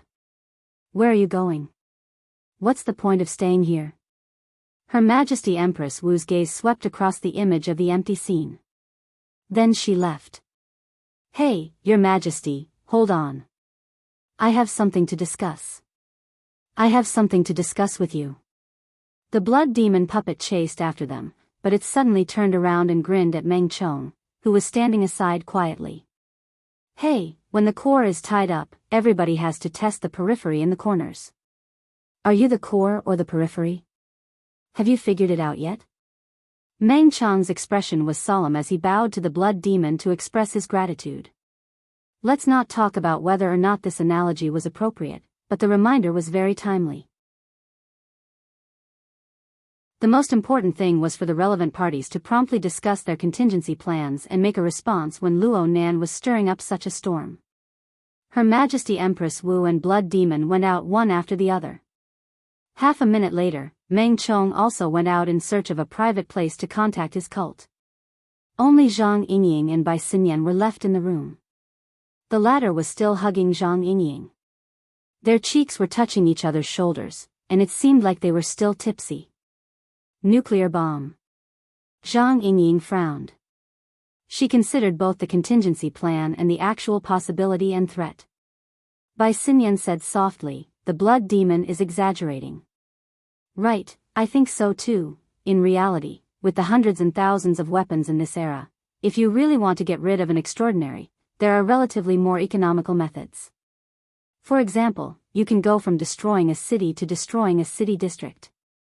If you put it this way, doesn't it suddenly become easier to accept? Screw you. Even the boss won't be able to protect you if you keep courting death. Bai Xinyan laughed softly. Her warm and moist breath sprayed onto Zhang Yingying's neck. Actually, if we start from this line of thought, the two of the Order of Amaterasu don't really want to turn the experimental fields of Ban City into a sea of fire. However, if it's just abandoning a trade zone far away on Beishan Lake, they can still do it. After all, this is the best opportunity in the short term. Of course, they need to have the awareness to pull chestnuts out of the fire for others. I'm curious right now. Do the true gods and the Pope have the awareness to contribute to the capitalists of the world who tremble with fear? Those capitalists don't have the qualifications. But from a different perspective, from a different person, do they have the qualifications? Zhang Yingying's body stiffened when she heard Bai Xinyan's words. Then she fiercely jumped up. Luckily, Bai Xinyan dodged in time. Otherwise, she wouldn't have her chin crooked. Hey! Why didn't you say so earlier? That's just a guess, idiot. We have to be on guard even if there's a 1 in 1,000 chance. Zhang Yingying gave Luo Nan a call, but the call didn't go through. She rushed out of the room in 2 or 3 steps. Perhaps she went to look for someone, or perhaps she went to discuss things with Her Majesty Empress Wu. In the end, Bai Xinyan was the only one left in the room. She sat on the sofa and spread out her arms. She did her best to spread them out and said to herself, idiot. This is all metaphysics. If you believe it, it might not happen. If you don't believe it, it might happen. Bai Xinyan suddenly laughed in spite of herself. She gasped for a breath of air, stood up shakily, and walked outside. Right now, the exhibition hall was already in chaos. Something had happened to the truly important figures, and the periphery would inevitably be impacted. Bai Xinyan wasn't interested in these things. She continued to walk forward, slowly walking out of the exhibition hall. She entered the express passageway and left Area C, heading toward the bow of the ship. She didn't feel anything in the sealed exhibition hall, but on her way, her line of sight passed through some open areas. She saw the night sky outside, and she discovered that the jade light had already sunk into a certain foggy area at some unknown time. The originally brilliant lights could only be painted with gorgeous patches of color within the fog. She couldn't see the sky. She couldn't see the sea. Not a single figure could be seen on the deck area. Even if there were people, they would basically be completely submerged within the fog. On the other hand, those who were still lingering on the deck at this time had courage that far exceeded that of ordinary people. Bai Xinyan's feet didn't hesitate at all. She stepped onto the fog-filled open-air area. She arrived at the pool deck. It was the place where Luo Nan and the other extraordinaries chatted and conversed in the afternoon.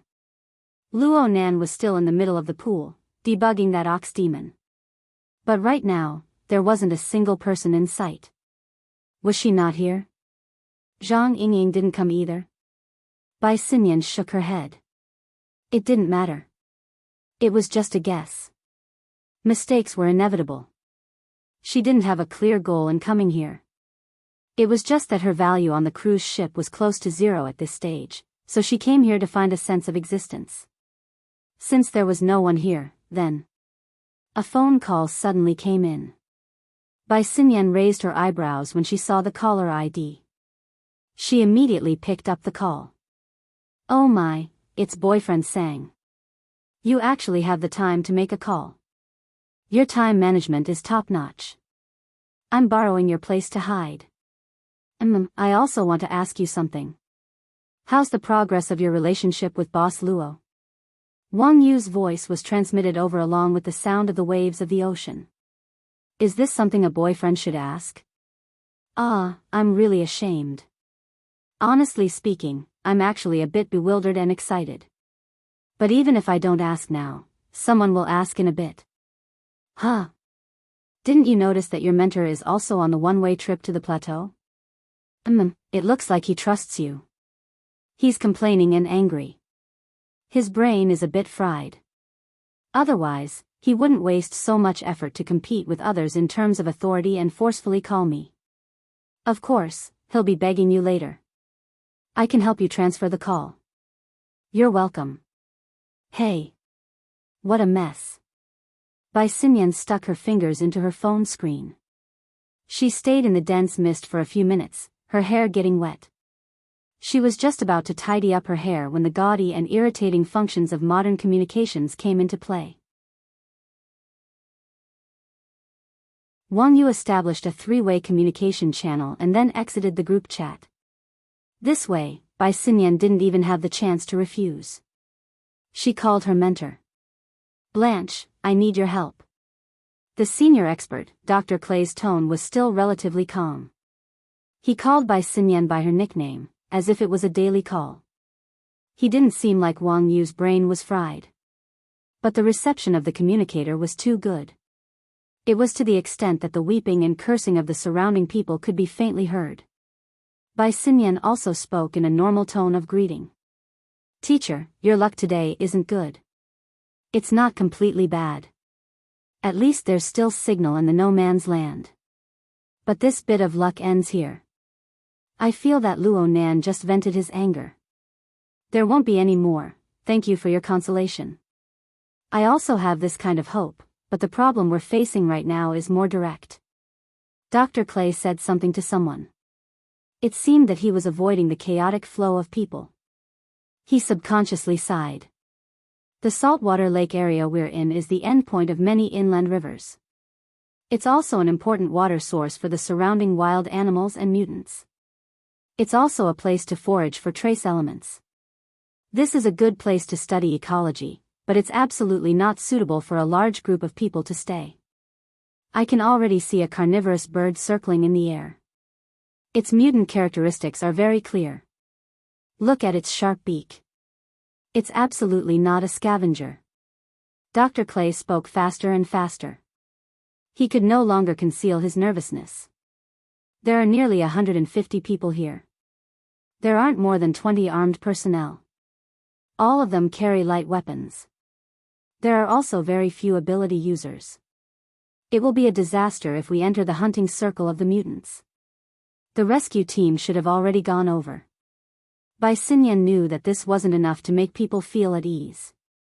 She spoke a sentence that couldn't be avoided. How can I help you? But I need to say something first. Luo Nan probably won't care about the matters over there. Even if he does, I don't have much weight on his side. I just need a suggestion, Blanche. Dr. Clay didn't mind Bai Xinyan's evasive words. Frankly speaking, my mind is in a mess right now. The only suggestion I can give myself is to immediately undergo a mutant transformation upon returning. But right now, all of this is meaningless, right? I understand what you're saying. Bai Xinyan maintained basic respect for this instructor and collaborator. She muttered to herself for a few seconds before responding. First of all, I feel that under the protection of 20 well-trained professional security personnel, your chances of survival should be quite high as long as your organizational strength can keep up. It shouldn't be a problem for the vast majority of people to hold out until the rescue team arrives. I don't reject probability, but the problem is that I don't see the corresponding degree of organization. Most people are scared to death. Their thoughts and physical strength aren't in a normal state. I suspect that traveling through space and time will cause unknown damage to the bodies and minds of ordinary people. I understand. Bai Xinyan laughed silently. If you're really worried about some accident or uncontrollable situation happening, and you're willing to take a gamble, why not follow someone closely? Is Mrs. Kawahara Machiko of the Toyama auction house there? Kawahara? She's there. She's there. She's actually there. Dr. Clay spent 2 seconds to confirm.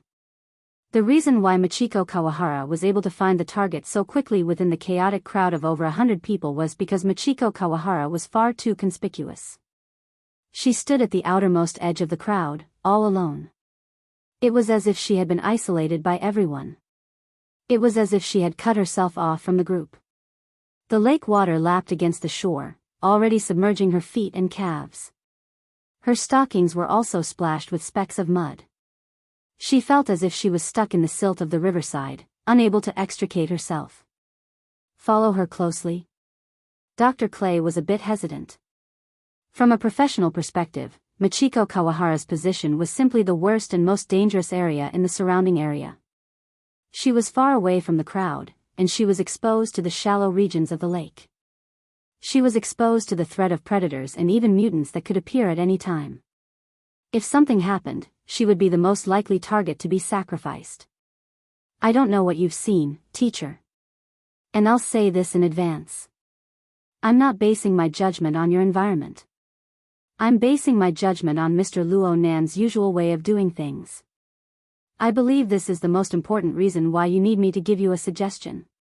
Dr. Clay took a deep breath. Yes. That's right. Bai Xinyan continued to speak. My judgment is that although Mr. Luo Nan is a simple-minded person in many matters and doesn't understand human emotions, he is essentially someone who is extremely meticulous in his emotions. He is a person who is very considerate of others. Of course, the vast majority of people don't have this qualification. You guys aren't one of them. But there is a special case. He treats those who work as tools for him with preferential treatment.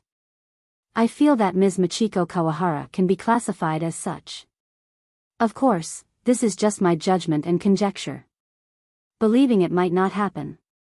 If you don't believe him, it might happen. Dr. Clay took the initiative to complete his sentence. He thought even more. We don't know the range of that person's divine blessing. If it's a single target blessing, then I'll be in great danger. Maybe. Before Bai Xinyan could finish speaking, she heard Dr. Clay yell loudly, "Ms. Kawahara, it's very dangerous over there. Retreat." Sure enough, the top researchers were all doers. 2 or 3 seconds after Dr. Clay's yell, a cacophony of screams and sporadic gunshots rang out. Bai Xinyan laughed. She didn't hesitate and hung up the phone. Dr. Clay didn't need any other suggestions at this time. Whether or not he could return to Luoyang City's laboratory alive depended on his luck. Bai Xinyan wanted to leave, but she was startled the moment she turned around. Applause rang out. A fat figure with a bulging belly came out from the exit she had just passed through. The analysis just now was very brilliant. "Miss Bai, aren't you interested in verifying it? Mr. Black Lion?" Bai Xinyan was a bit surprised to see the newcomer, but she quickly came to her senses. "You're also looking for someone?" Black Lion grinned, revealing a mouthful of golden teeth. "No, I'm here to dispel doubts."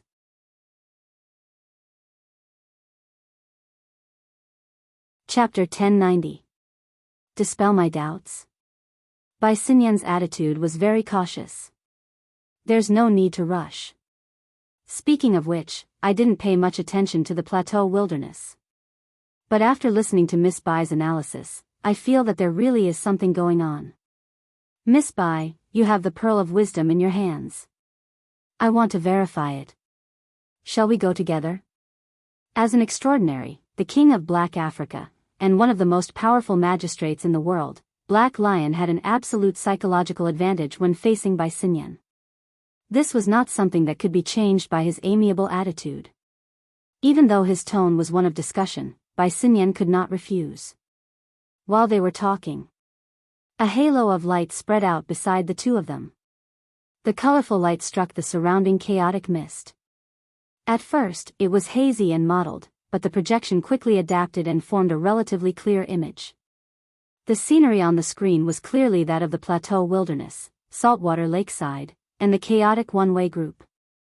Bai Xinyan was even able to see Dr. Clay, who was in a relatively more forward position. Bai Xinyan was able to see Dr. Clay. Of course, if one were to use the saltwater lake as a reference, the one at the front was Kawahara Machiko, who was knee-deep in the lake water and mud. And right in front of her was a monster with a malevolent horn. It was half in the water, and it was quickly approaching. Clearly, this was the source of the crowd's panic. The monster had thick armor and sharp teeth. It was a bit like a crocodile. There were blade-like bone spurs on its forehead. They were like hard fins that cut through the water. They split the water surface and quickly closed in.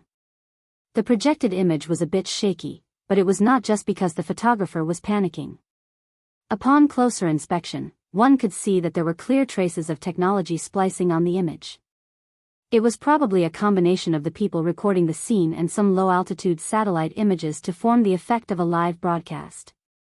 And judging from the time of Bai Xinyan's call, there might be some delay. Even though the conditions were shabby, the only people who could watch such a real-time, live stream, at this stage were the archons, who had extremely high authority like Black Lion. Perfect timing. Black Lion rubbed his stomach and turned to look at Bai Xinyan. "You said this woman would be fine." Before Bai Xinyan could open her mouth, a figure stood out from the group of one-way tour groups that were retreating in panic. It was Dr. Clay, who was moving in the opposite direction. With extraordinary courage, the man of action took another 2 steps forward. Then, he took advantage of his expertise and shouted, "You're a professional. It's the Highland Water Arrow Dragon. The water arrows shot out by its hollow bone spurs are poisonous." Whether or not it would work was another matter. Attitude was very important. The Black Lion chuckled. Just as he was laughing, the water arrow dragon in the projection had already assumed an attacking stance. In the next second, it sprayed, but what it sprayed was not the so-called poisonous water arrow, but a flash. The flash of light exploded in the middle of the hollow bone spur that should have shot out the poison water arrow, forming a dense electric-magnetic fire that instantly proliferated and spread. The water arrow dragon did not have any vocal organs. When it suddenly opened its huge mouth, 3 to 4 rows of densely packed teeth could be seen. They were also shrouded in electric light and magnetic fire. It made one wonder if the inside of its body was also filled with the same power. This was not what Dr. Cly had warned about, and it would not be the same.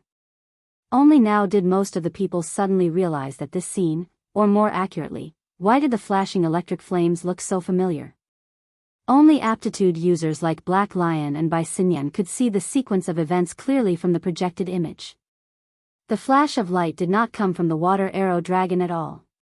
It was a reverse impact. The flash of light passed by Dr. Cly and brushed past the shoulder of Machiko Kawahara, who had already fallen to the shore. It hit the bone spur fin on the forehead of the water arrow dragon. It originated from the wreckage of the magnetic light portal on the shore that no one dared to set foot on. Only God knew what the mechanism was, but it really seemed like there was a magnetic induction that attracted the electric magnetic fire and accurately hit the target. The water arrow dragon's thick and long tail swung up, exploding water and mud all over the sky. Then, the cycle repeated itself. This was not hunting, but it was struggling. The flashing electric magnetic fire wrapped around this aberrant species. It was dazzling, almost making people think that another portal had opened. It was not. It was just that in its suppressed and intense struggle, its originally fierce and tyrannical body began to distort and deform. The degree of distortion became greater and greater. In the end, the scales disintegrated and tore apart, exposing the bright red flesh. It also sizzled under the electric fire and magnetic light, twitching and deforming violently. Sometimes, there was even a sudden huge stretch, as if all the flesh and blood under the broken scales were forcibly extracted. Is there something inside? The Black Lion subconsciously ground his black gold teeth. He was quite engrossed in watching. Bycinyan narrowed her eyes slightly, but this was to adjust her eyelids that were twitching due to the fluctuations in her heart. She did not respond, because she did not know how to answer. But she did see that as time passed, the flesh that had been forcibly twitched and twisted did indeed faintly pinch into a vague outline. What does it look like? The Black Lion asked again. Bycinyan still did not speak, but her mind was basically clear. It was somewhat like a fetus in a mother's womb. Or to be more direct, it was like a curled-up humanoid creation. Following this outline, it seemed that the lines and boundaries of the limbs and torso could be seen. She could even see the corresponding stretching and struggling movements. Before the conclusion could be reached here, there was another bang in the sky. This time, the spliced view of the live broadcast was unable to keep up in time. It took a second or two for it to react. But thanks to the spliced view, the fake live broadcast used several times the speed to act as a connecting segment. It basically restored the situation at the time. In the sky, the aberrant bird that Dr. Clay had mentioned was twice the size of an ordinary eagle. It had been circling and approaching without end. Then it suddenly exploded, turning into a splatter of blood and gore. No one was able to clearly see what species it was. In the blink of an eye, the blood and gore were restrained and kneaded by an incorporeal power. It was as if some figure was about to emerge from within. It was practically the same situation as the water arrow dragon on the surface of the lake. This. What is this? This is a good thing, a good thing. That Luo Nan. Mr. Luo Nan doesn't wish for anything to happen. Something big to happen. These words weren't wrong. After all, the two mutants that posed the greatest threat to humanity had suddenly been obliterated. Even though the process was a bit bloody, the result was good. It wouldn't be too much to expand on this a bit, right? Many people on the one-way group revealed expressions of joy. They communicated with each other in whispers, and they used the satellite signal of the wasteland to call for external help. They were much more confident now. The professional security personnel at the scene finally took advantage of this time to catch their breaths. They began to play their role.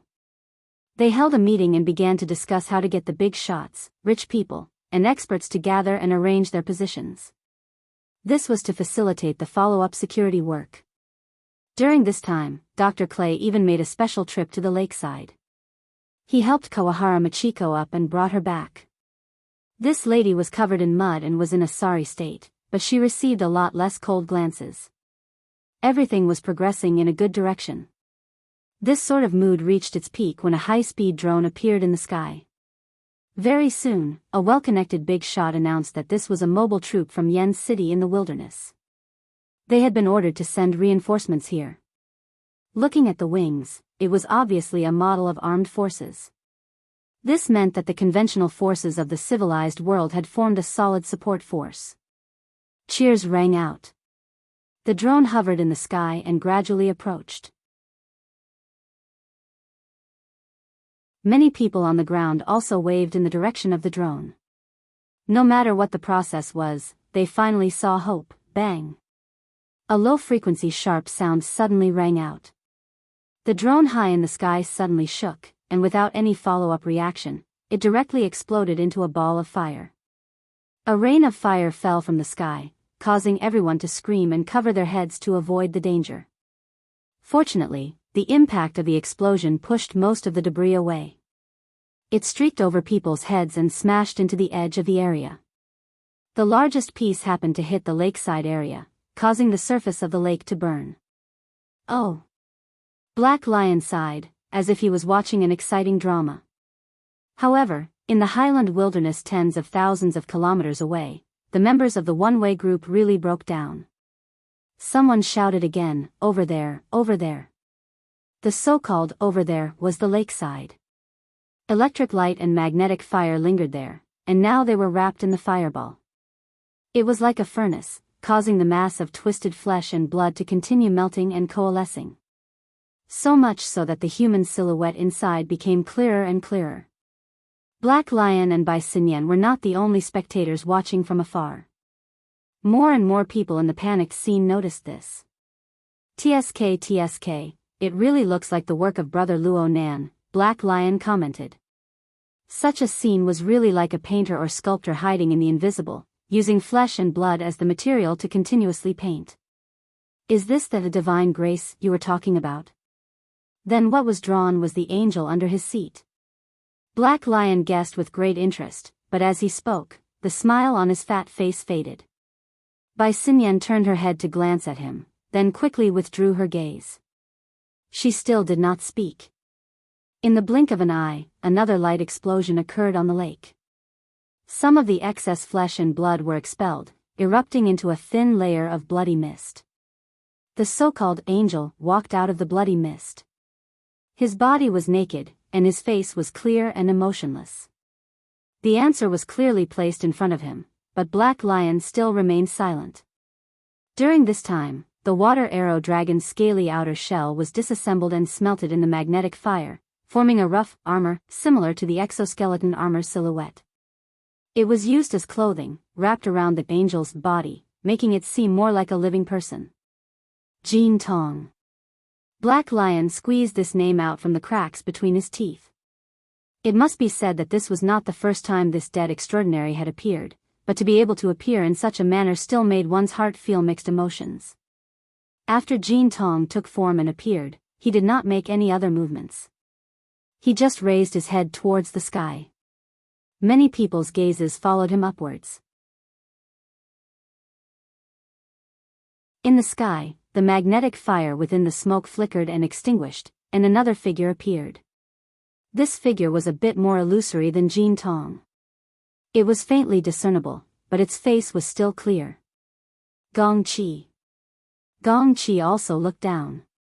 These two former extraordinaries, one high and one low, stared at each other across the air. During this time, the flesh and blood of the surrounding wild donkey corpses were like the two mutants that had collapsed.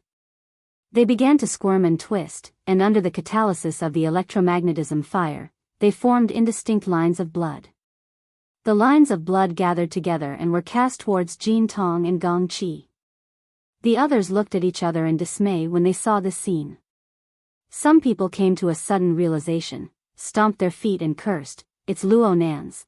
Before they could finish speaking, the person next to them forcefully covered their mouth. The range of the electromagnetism fire was clearly increasing. It appeared and disappeared in the air. It wasn't very frequent, but due to its powerful decomposition and catalysis function, it gave people the feeling that it had formed an inescapable net. It had trapped these 100 or so unlucky bastards who had nothing but wealth and technology. It was hard to say when a misfire would occur. No drones or other man-made objects would appear in the following period of time. Even if there were, they would probably stay far away from this area. What happened before was absolutely not an accident. It wasn't that no wild beasts and mutants had tried to enter this area, but they were struck by the electromagnetism fire before they could approach. They were torn apart, warped, and remolded. All living creatures turned into clay and clay. They became materials for the two extraordinaries, or perhaps the extraordinary figurines. These two bizarre existences grew more and more alive. It also caused the people in this area, who were temporarily the exception, to grow more and more pale. No matter what the reason was, no matter what the design was, the people present and those who weren't present found it hard to forget the leaping electromagnetism fire before their eyes.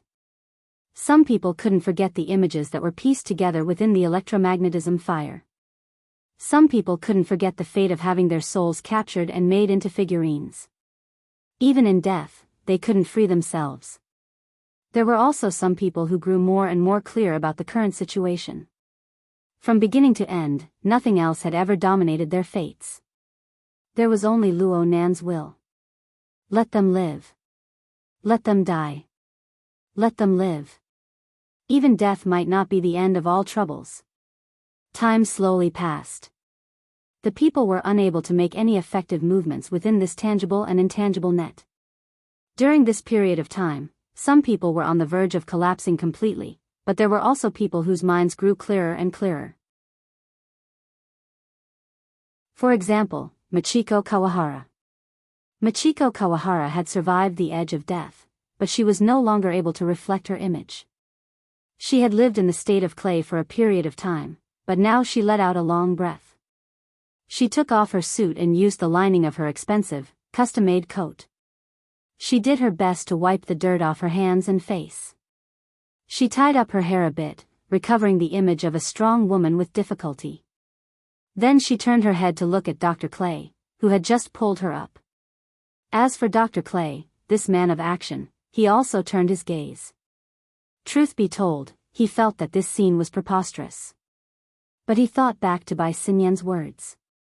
Of course, the most important thing was Luo Nan's actions after entering the scene. Suddenly, his thoughts became clear. Michiko Kawahara's gaze gave him one final stirring. The two formed an effective tacit understanding at this moment. Michiko Kawahara pursed her lips into a smile. Doctor, are you interested in this? These words broke through all of Dr. Clay's apprehensions. He grinned, suddenly raised his hand high, and shouted loudly. 10 million. 10 million credits.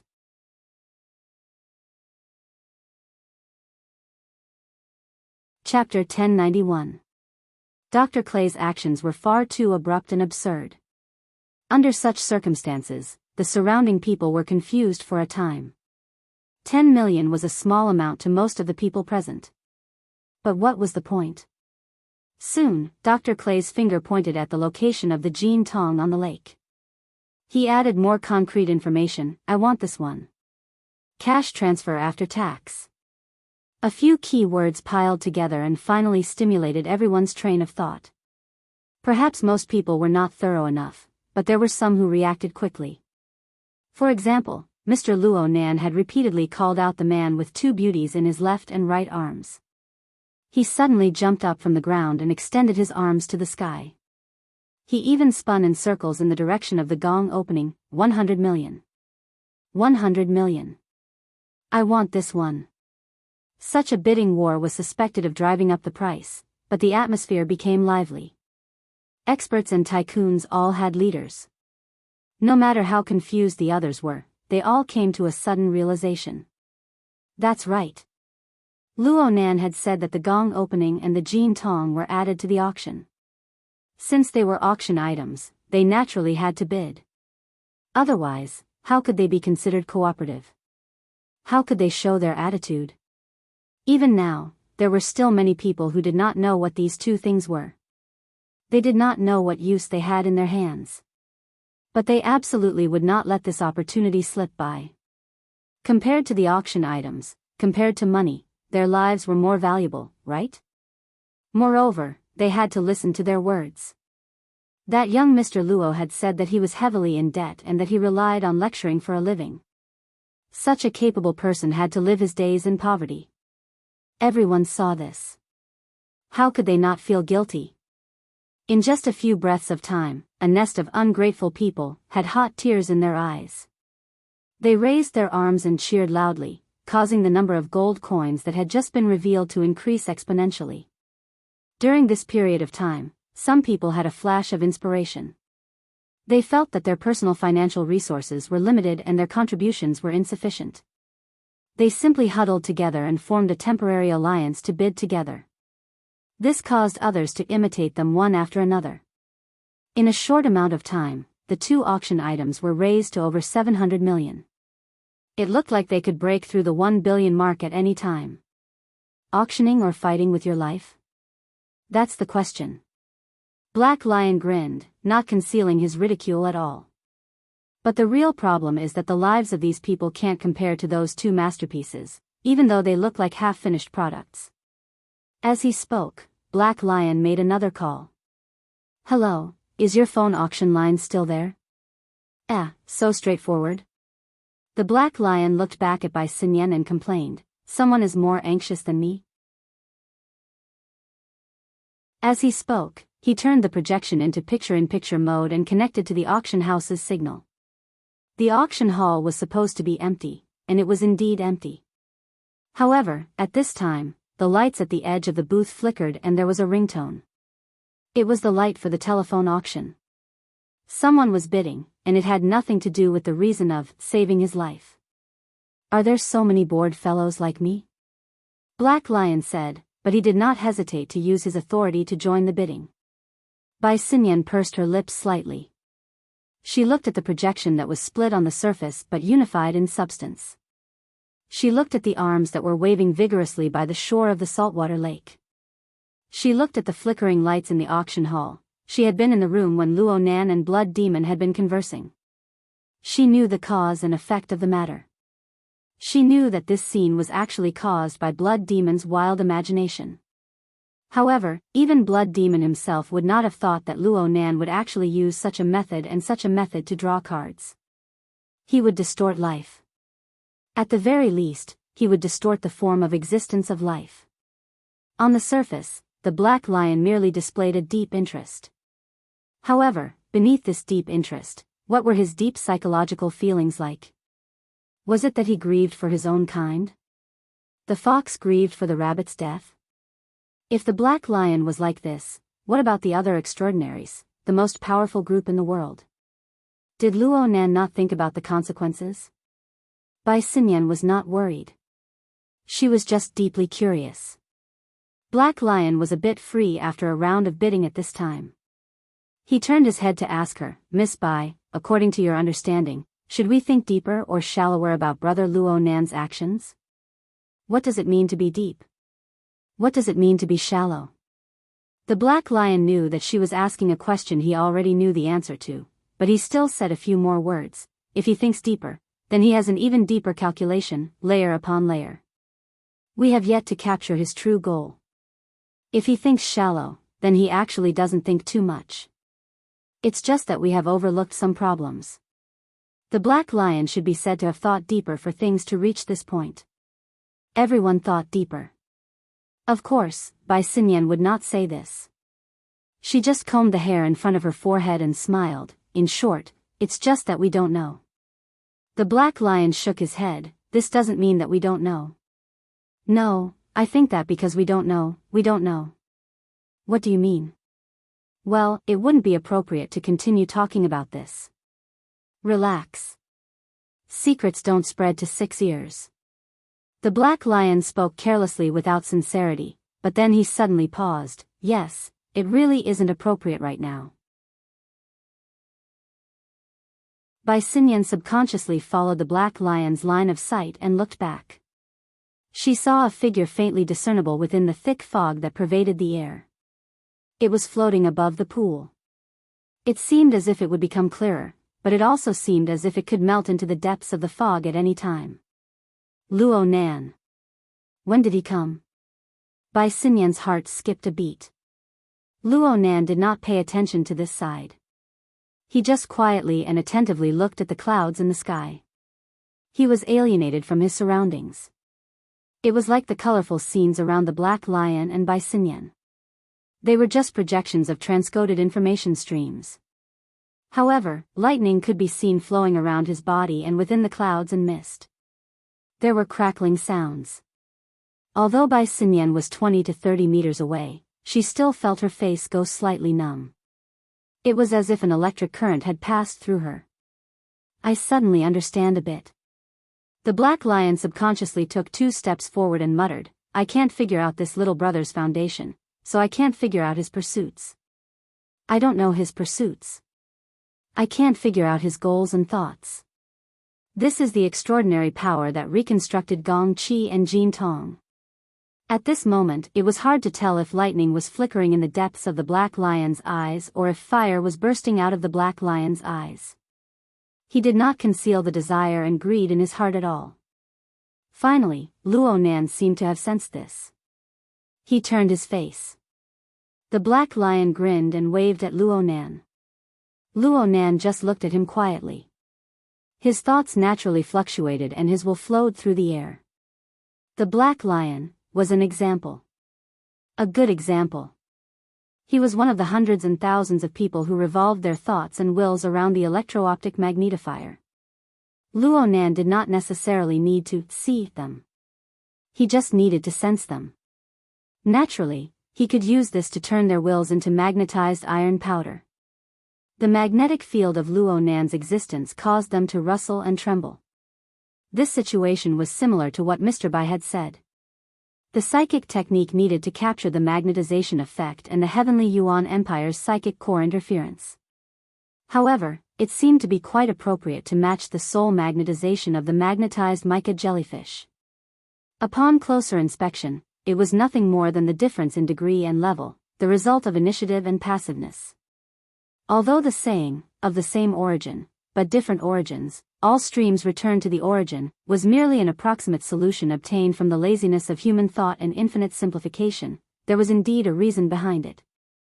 At the very least, it could break through the barriers of knowledge in a certain domain and level, achieving the effect of connecting in one breath. At the very least, at this moment, this penetrative sense swept away a considerable portion of the superfluous information flow that Luo Nan mobilized. This caused his state of mind to become all the more pure and clear. And the more it was like this, whether it was on the level of worldly wisdom or in the domain of extraordinary strength, Luo Nan's magnetization power became purer and more powerful. The effects it formed became more and more direct. Luo Nan felt that the conditions were sufficient. The most powerful, wealthy, and relevant professionals in the world. These people, who were possibly the most assertive in the world, were bent by tyrannical strength and confused by inconceivable changes.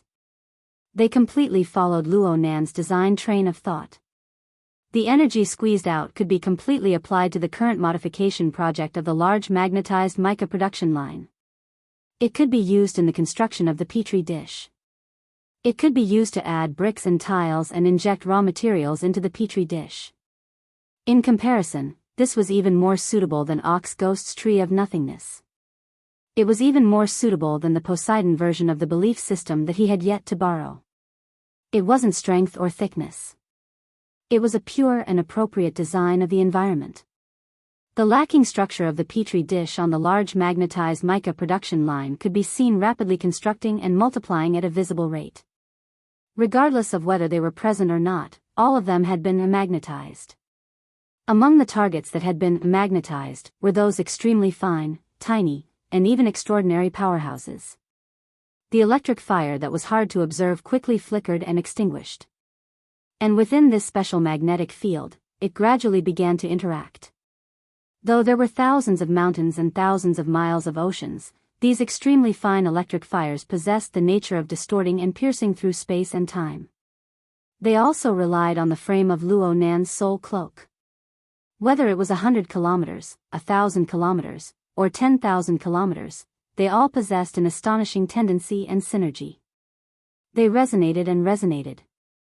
They echoed with each other from a distance. They tempered and tempered each other. Though it was not visible, Luo Nan's level of knowledge and understanding was 10 times, 100 times more intense and turbulent than what the huge gales and waves of the ocean could display. And amidst such intense changes, the mica, which was closely blended with the clouds and ocean, began a process of frequent replacement. It was like a crazily molting snake. Normal metamorphoses were no longer able to satisfy its restlessness. It smashed itself against hard rocks, riddled with scars and badly mangled flesh. At the same time, it ate in a frenzy to replenish its nutrients. Its belly swelled up and its body deformed. The vast sea surrounding the jadeite light was affected by the mica's feeding.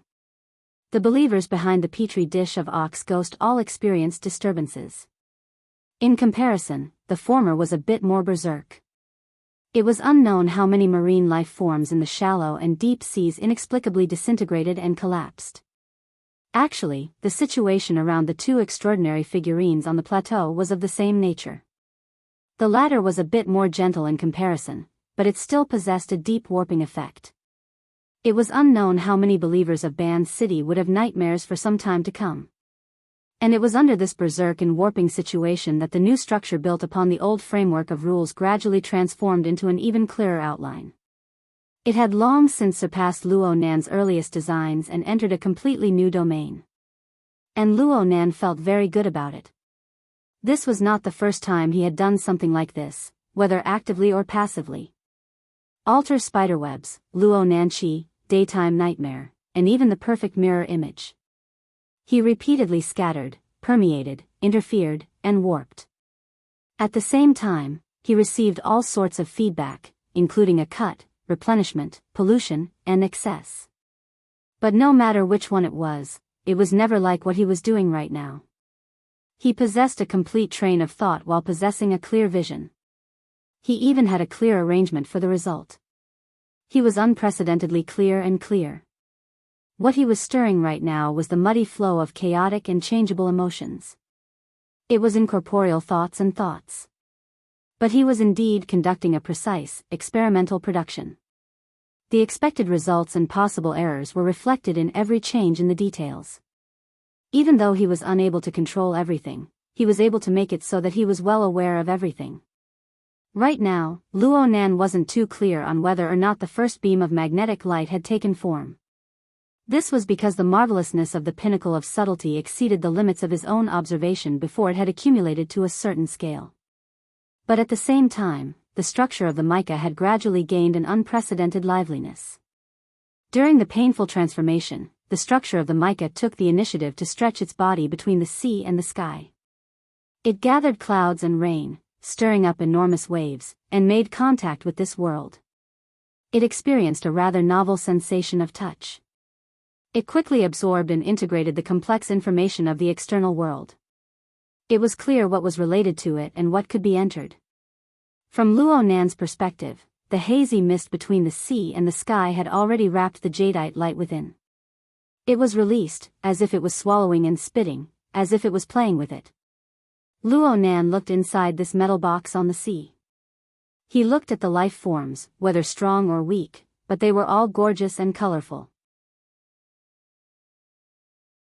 He looked at how they converged and operated on a special level. He was curious and drooling with desire. It also seemed that they could rely on their innate instincts to carefully nurture and flavor them, to attempt to make them more delicious. Was he thinking too much? The same situation occurred in every location of the entire world where believers still existed. The cloak remained, and it was a region that was fully integrated with the mica structure. Xia City, Ban City, the highland wilderness. The cloak had yet to be completely repaired, but the magnetic light had already transcended the hindrance of space and time to form an incorporeal skeleton. It was so weak that Luo Nan himself couldn't quite make sense of it. But it was indeed like. At the very least, the mica structure it affected and interfered with was indeed like a life form that possessed self-awareness. It used its unique perspective to explore this world, to search for the conditions and space for survival in an even broader domain. At this level, it was more and more in line with Luo Nan's imagination and expectations, whether it was from the perspective of conventional empirical logic or from the harsh standards of superconfiguration theory. Magnetic light mica.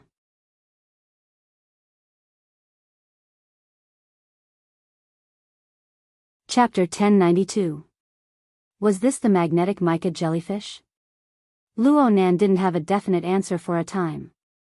Even though his mental observation could be said to be at the apex of Earth, it was still extremely strenuous for him to capture more details within this marvelous magnetic structure and even decisive evidence.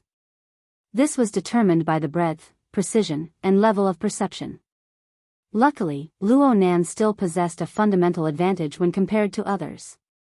This marvelous existence was something he had created based on the basic design of the school of fantasy. He had combined it with actual examples to produce it step by step. He didn't rely on external machines on the production line he had established. Instead, he relied on the provisions of the laws. A crashing sound rang out on the mental plane. The heavily chained crow hummed, just like how it controlled the wraith sign in the past. It followed the special laws and regulations to permeate into the subtle and complex magnetic structure, attaching and controlling it step by step. The existence that was gradually becoming intelligent, let's call it the magnetic mica jellyfish. It instinctively rejected this situation, but it didn't know how to resist in its naive ignorance. In the end, it allowed the heavily chained crow to penetrate through the lock layer by layer, forming a firm bond with Luo Nan. From the perspective of the magneto-mica jellyfish, it shouldn't be able to understand the meaning of these fetters. It just followed its natural reaction, following the fetters and projecting its unique probing antennae in the opposite direction to point at Luo Nan. In this instant, the special clairvoyance pierced through the cloud layers of the globe, pierced through the projection path of the water vapor fake, and even pierced through Luo Nan's original frame of body and soul on the yacht in Ban City. It pointed straight to a deeper level that even Luo Nan himself wasn't too clear on. According to Luo Nan's current superficial understanding, it should belong to the fantasy layer referred to by superconfiguration theory. It formed the core of the laws of superconnection and superinterference. It pointed straight to the fundamental structural method that made Luo Nan Luo Nan Luo Nan. Yes, Luo Nan was searching for an answer from a book. In any case, the magnetic mica jellyfish carried out a warping effect on such a level. It disintegrated, reconstructed all things, and even broke through the barriers of space and time. It constructed a completely new connection that surpassed imagination. Since it possessed this kind of ability, it was necessary to possess the corresponding sensing foundation. At this moment, the magnetic mica jellyfish already manifested its transcendental talent and insight. It was because of this transcendental determinism that the magnetic mica jellyfish was destined to be born with a way of existence, growth path, and corresponding thinking and behavior pattern that was completely different from the normal life that humans understood. The mutual clairvoyance between Luo Nan and the magnetite mica didn't have much of an effect on the magnetite mica, which was practically a blank piece of paper right now. It just had an additional channel to gather information. For the magnetite mica's inconceivable wide-area perception ability, it was better than nothing. But for Luo Nan, he needed to learn and analyze if he wanted to thoroughly understand it. At the same time, the interference effect formed by the magnetic photon mica's clairvoyance naturally led to a reverse pressure. It made Luo Nan's body, which was already not that sturdy to begin with, sway a bit. This was troublesome. This gave Luo Nan a reminder. Right now, the larvae of the magnetic photon mica jellyfish that had just been ignited still had a long way to go before it was complete, but it was already showing signs of growing. It would take some more time to grow. If the difference between the two sides was too great, even as the producer and controller, the final result might not be very good. It wasn't that the magnetite mica had any ill intentions towards him, but when the target was too big and of a high level, some damage was simply unintentional. It was like a slow-moving elephant crushing a tiny ant under its foot. Alexander. So he had actually hatched such a dangerous thing. For this reason, Luo Nan needed to properly sort out the structural relationship between the two sides. Of course, the hatching brought even more benefits. Absolutely great benefits. Luo Nan thought of 4 things right now. At least 4 things. The first was obviously the inconceivable ability of the magnetite mica jellyfish itself. Whether it was the magnetite mica jellyfish's ability to achieve mass control through soul magnetization, or the stitch of any individual to form a demonic army, or the dimensional gate that pierced through the barrier of space and time to lead in the strange creatures of the outer realm, they were all unfathomably powerful methods. Even the larvae found it hard to truly realize the might of a complete body. The value of the research process alone was immeasurable. The second thing was that fortune and misfortune came hand in hand. Controlling the magnetite mica jellyfish and maintaining a close connection formed a new pressure on Luo Nan. But conversely, Luo Nan could use this pressure to further see through the flaws in the current structure of body and soul. Luo Nan had the experience and overall design to construct a perfect body, but he lacked the basic knowledge of traps. However, he was able to see more thoroughly, probe deeper, and find a more reasonable solution. So what if there were some risks? The third thing was a bit more interesting, but it was already reflected in Luo Nan's mental domain, which was currently shrouded in haze.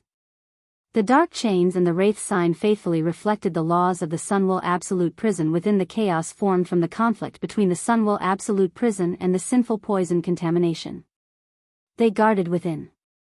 Meanwhile, within the fog palace, that was independent of it and formed from the power of the master of Zhanhe's works, the image of the magnetic mica became clearer and clearer. And it actually possessed some sort of effect. The creatures of the outer realm that Luo Nan saw in the relay station became clearer, especially the shadow cockroach. It was so alive that it seemed as if it could break through the void at any time and leap out. The most important thing was that as the existence of the individual became more prominent, Luo Nan's original fuzzy understanding of the spatial structure of the relay station gained many more reference dimensions. The results of his past thinking became clearer and clearer. Without a doubt, creating a false plane was a typical Luo Nan style of thinking that complicates a simple problem. The probability of its realization grew greater and greater as time passed. If he were to borrow the help of the Innerverse simulator, well, it was affected by the pressure of overload. It was still in a state of self-repair. Luckily, Luo Nan used other methods to buy himself some time. A plane was no longer a necessary bargaining chip for the possible threat that would occur in the high-level meeting soon. But Luo Nan would not lower his requirements for it. This was because this was one of the best tools to deal with the deep blue world Enli Wei. There was also the fourth benefit. Luo Nan had already begun to experience a portion of it. It was the wide area, high-level perception of the magnetite mica. Frankly speaking, Luo Nan had yet to figure out what was going on with the magnetite mica's perception. It seemed to be related to electromagnetism, but it was merely something on the surface. After all, his knowledge reserves were insufficient. The level of his perception was too low, and the range was too narrow. Even if the magnetite mica were to completely open up to him, there would still be large areas of the unknown. This was limited by the form of existence that humans possessed. According to Earth's current research, the forms of existence that humans could perceive and observe only accounted for about 4% of all forms of existence in the universe. With the further development of science and technology and the further deepening of the observation of the universe, this proportion would likely continue to decrease and not increase. The mental sensing mode of ability users broke through this upper limit to a large extent. But they were limited by the limitations of their own sensory organs and their long-term experience in sensing. It was hard to fully explain the increased portion. Otherwise, where did the mysterious ability of being a psychic come from? Right now, the magnetite mica provided Luo Nan with a brand new medium for his mental senses. This kind of breadth and depth was a level that was practically impossible to reach in the long natural evolutionary process of human life. Luo Nan's own abilities were largely rooted in his sensing ability. He could rely on this new medium, this new platform, to realize new breakthroughs. In comparison, the soul cloak, which used the structure of water molecules as a medium, was limited in the end. It lacked universality. It was fine in an environment rich in life like Earth, but once it rose to the interstellar realm, it would inevitably become stretched thin. Why did he think of the interstellar realm?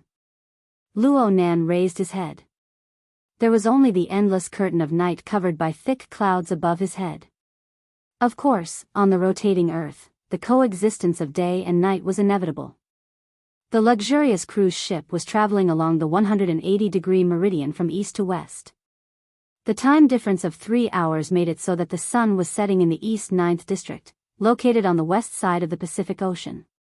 The setting sun covered the water, and the sea was dyed in blood. This was the scene Emola saw when she took a high-speed flight from G City and arrived at the waters surrounding the Amaterasu court. If one were to say that this scenery was rare, it wasn't. But the surrounding waters were practically covered by dark clouds. It was still enough to make one's eyes light up. Especially when one came from above the cloud layer. The surroundings were covered in dark clouds, and the setting sun alone illuminated this place. The dense colors dyed the sky. It was as if the air was brushed with textures that were hard to see during normal times. It was as if there were incorporeal roots and veins that traveled through the void. They swallowed the nutrients of the world and nurtured an unknown power. Mo La was very familiar with this place. After she landed, she drove the driver to the central region of the Amaterasu court. Incorporeal eyes were spying on her from beginning to end, assessing her state. She did not care about it at all. She whistled a small tune and went around the majestic main entrance of the shrine. She drove straight into the shrine through the forest lane in the middle of the dense forest. She stopped the car at a position that was only about 5 meters away from the shrine owner. Mo La yawned and got out of the car. At that moment, she was still wearing the heavy makeup that made her look like she would enter a nightclub at any time. She looked completely out of place in this holy land of the Amaterasu order. Needless to say, she did not look like the Pope of the Amaterasu order. However, no one said that she was the Pope.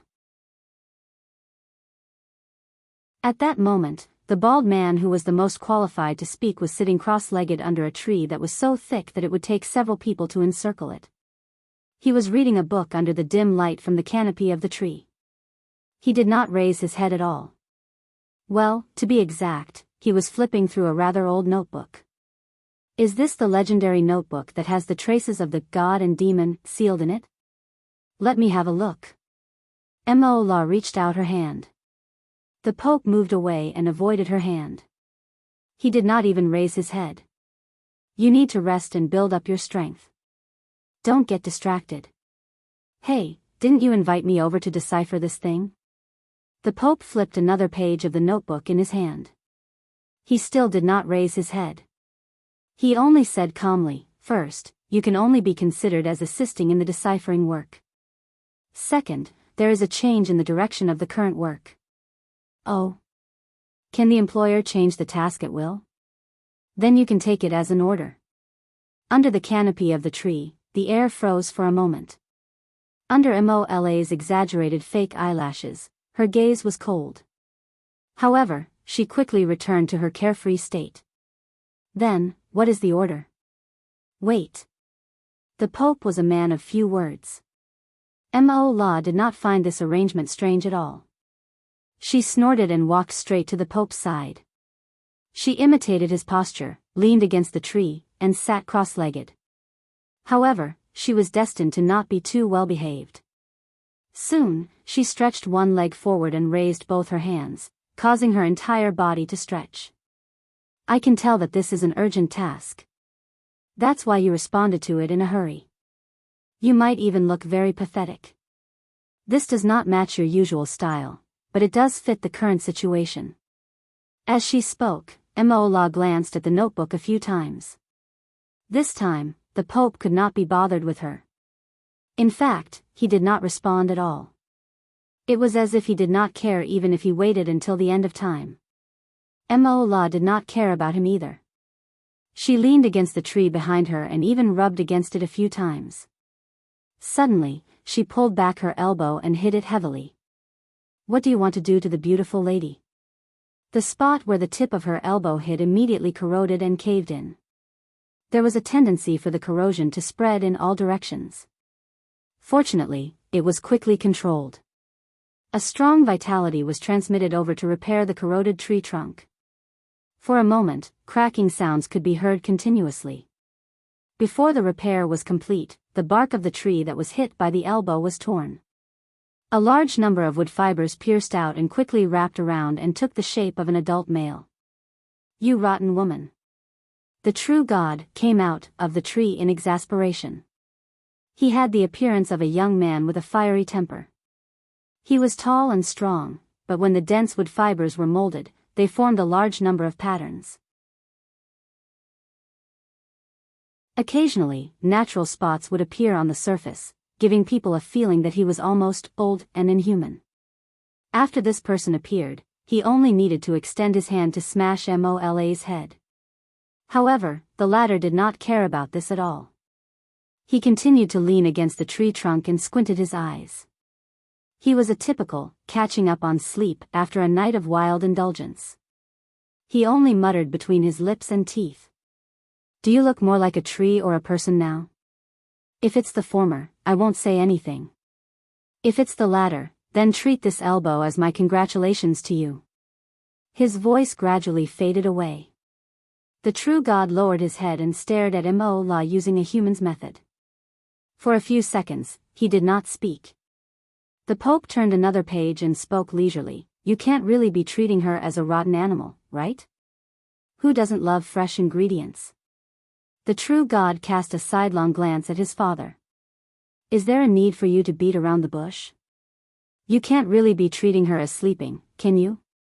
Mola's eyes were still closed, but he suddenly interrupted. "Speaking of which, I wanted to ask you a long time ago." The true god turned his head around again. "What?" "It's none of your business." "I'm asking about that father of yours." Mola's eyes were still closed as he muttered in a low voice. "I wanted to ask, did you really treat her as a foolish son and raise her?" The Pope did not reply again. However, this time, he raised his head. His gaze passed through the luxuriant canopy and branches and looked at the sky that was gradually washing away the blood and turning greenish-gray. He was so engrossed in his gaze that it was as if he wanted to capture the faint light that belonged to the stars.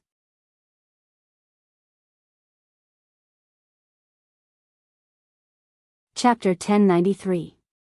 In low Earth orbit about 400 kilometers above the Earth's surface, the Jade Dragon was silently operating. As the platform of the old Magic Cloud class internal defense circle, Jade Dragon had been operating in the low Earth orbit for more than 30 years since it was put into service, and it had the experience of firing at landlords many times. Its overall structure couldn't be said to be excellent. In the non-breaking energy-saving state, even if only the life support system and observation system maintained operation, there would still be a considerable degree of mechanical noise.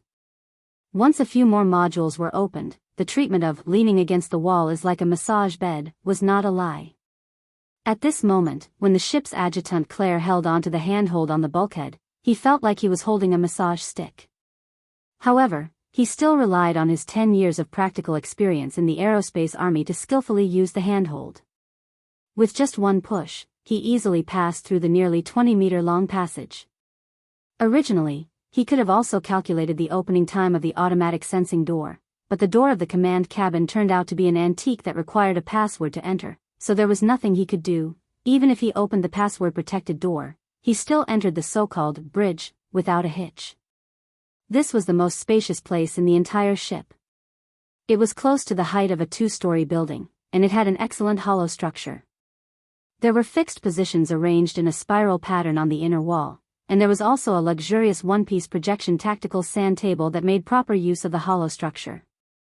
In Claire's opinion, this was the most eye-catching design among such antiques. No wonder the officers and soldiers, who were basically suffering from mild, moderate, or severe claustrophobia, were trying their best to fight for the duty in the command cabin so that they could avoid staying in the capsule-style dormitories or the so-called 360-degree starry sky view gyms that were like fish tanks. Of course, they wouldn't be on duty. Wouldn't it be fun to play a few luxurious AR battles with the tactical sand table? But today, when Claire came in, no one was playing games, and the tactical sand table was not even opened. About 1/3 of the seats in the command room were occupied. It seemed that they were also doing something important, and the indicator lights flickered. Claire glanced at it as if the main engine was heating up. "Good day, Commander." Claire retracted her gaze and floated to the command seat. She entered her seat and greeted Major Chow Kai, who was seated beside her. Chow Kai and Claire were both in the prime of their lives. In contrast, Claire looked slightly older, largely because of his prematurely thinning hair. However, in this weightless environment, Chow Kai's overly casual sitting posture made him look lazy and lethargic. In the face of Claire's greeting, Major Chow Kai seemed to be a bit distracted. After 2 seconds, he replied, "Is it daytime in Bus City?" "It's going to be nightfall soon in Ban City." "Ban City?" Claire was stunned. Although he was greeting in the time of his hometown, Bus City, Major Chow Kai should be from whose city? Fortunately, he looked at the operating chart of the platform and quickly understood. According to the trajectory of the airship, they would arrive in the sky above Ban City in about a few minutes. If the officer was willing to chat, the adjutant would certainly accompany him. "I haven't been to Ban City yet. I heard that the ruins at the bottom of the lake there are very spectacular. It's a holy land for diving enthusiasts." "That's Beishan Lake." Major Chow Kai's words were a bit erratic, as if there was a bit of emotion in them. His fingers unconsciously fiddled with a crystal ball that was slightly larger than a fist floating and rolling on his fingertips. In fact, it was a fully sealed fish tank with a mini octopus sealed inside. It was a strange, translucent species. Claire's gaze drifted in that direction. As far as he knew, this was transported in the name of scientific research and fell into Major Chow Kai's hands with borrowing procedures. In the end, it became a pet. Strictly speaking, dozens of people in the scientific research, logistics, and command system could suffer together, but who would care? The Magic Cloud class was an old-fashioned airship platform. Its most glorious days had already passed. Back then, they were used as space artillery platforms to bombard the nests of mutants from afar and clean up the tyrannical mutants in the atmosphere. They had made an immortal contribution to the construction of the human defense system in that era of mutation. But now, compared to the younger generation that could freely sail in the solar system, they were indeed old and could only exist as training ships and retirement ships. The Jade Dragon was especially unfortunate. Because it had to take care of research projects that could be used for both military and civilian purposes, it even lost the qualifications to train new recruits. Now, all that was left here were all floating personnel who had been transferred over according to procedures. They had enough seniority and were ready to be promoted or retired. His commanding officer, Major Chow Kai, was an unlucky guy who was about to retire when he was in the prime of his life. Only God knew why. In such an environment, no one would care about such a small detail. In fact, in space life, where birds were no longer used to the outside world, anything new and interesting would be pleasing to the eye. Even Claire himself was a bit moved by the little thing that had survived in the sealed fish tank. He was already thinking that after Major Chow Kai got tired of it, maybe he could borrow it and play with it for a few days. Of course, he couldn't do it now. In fact, as an adjutant, he had only been transferred here for a few days and wasn't close enough to Major Chow Kai and his old subordinates. For example, right now, he hesitated for a moment before deciding to make a small joke to close the distance. If it's Sakura City, Sir should have a special memory there, right? Very special. The corner of Chow Kai's mouth twitched, then he took the initiative to change the topic. You're not on duty right now. What's the matter? Claire shrugged. It's just a little sensitive to the idle jitter. Are we going to apply the brakes? Yes, the altitude of the platform's orbit is currently 392 kilometers. The Research Institute hopes to raise it to more than 428 kilometers to optimize the observation angle. The ground process has been completed. The words of the sugar daddy were indeed useful. Of course, Claire didn't say this out loud. After all, the sugar daddy who paid for 75% of the platform's operating costs had the right to be respected. Claire didn't take this seriously. For the aerospace army, it was already the interstellar era. This kind of old platform was nothing compared to those ships that cruised freely in the solar system. A simple maneuver of a few hundred to 1,000 kilometers was nothing. Do you need me to do anything? It's not like you're on duty. What can I do? Major Chow Kai said casually. Claire was a little embarrassed. She could only explain in her heart that this was probably a sign that the relationship between the two sides was closer. Fortunately, Major Chow Kai had a follow-up. Since you said this, just in time. Help me supervise them to do the overall heat engine test. In addition to the engine, the other systems also have to be temporarily awakened. Clarify the status, and form a report with the test results. This is probably the last document I'll sign in the military. Claire really didn't know how to respond. She could only reply, "Yes, sir." At this moment, the sergeant in the opposite seat reported, "The main cannon power test has been completed. Do you want to continue charging?" Claire was shocked. Main cannon? You're tuning into the Dreamy Love Stories YouTube channel. Don't forget to subscribe and join us on this journey to catch the most captivating stories.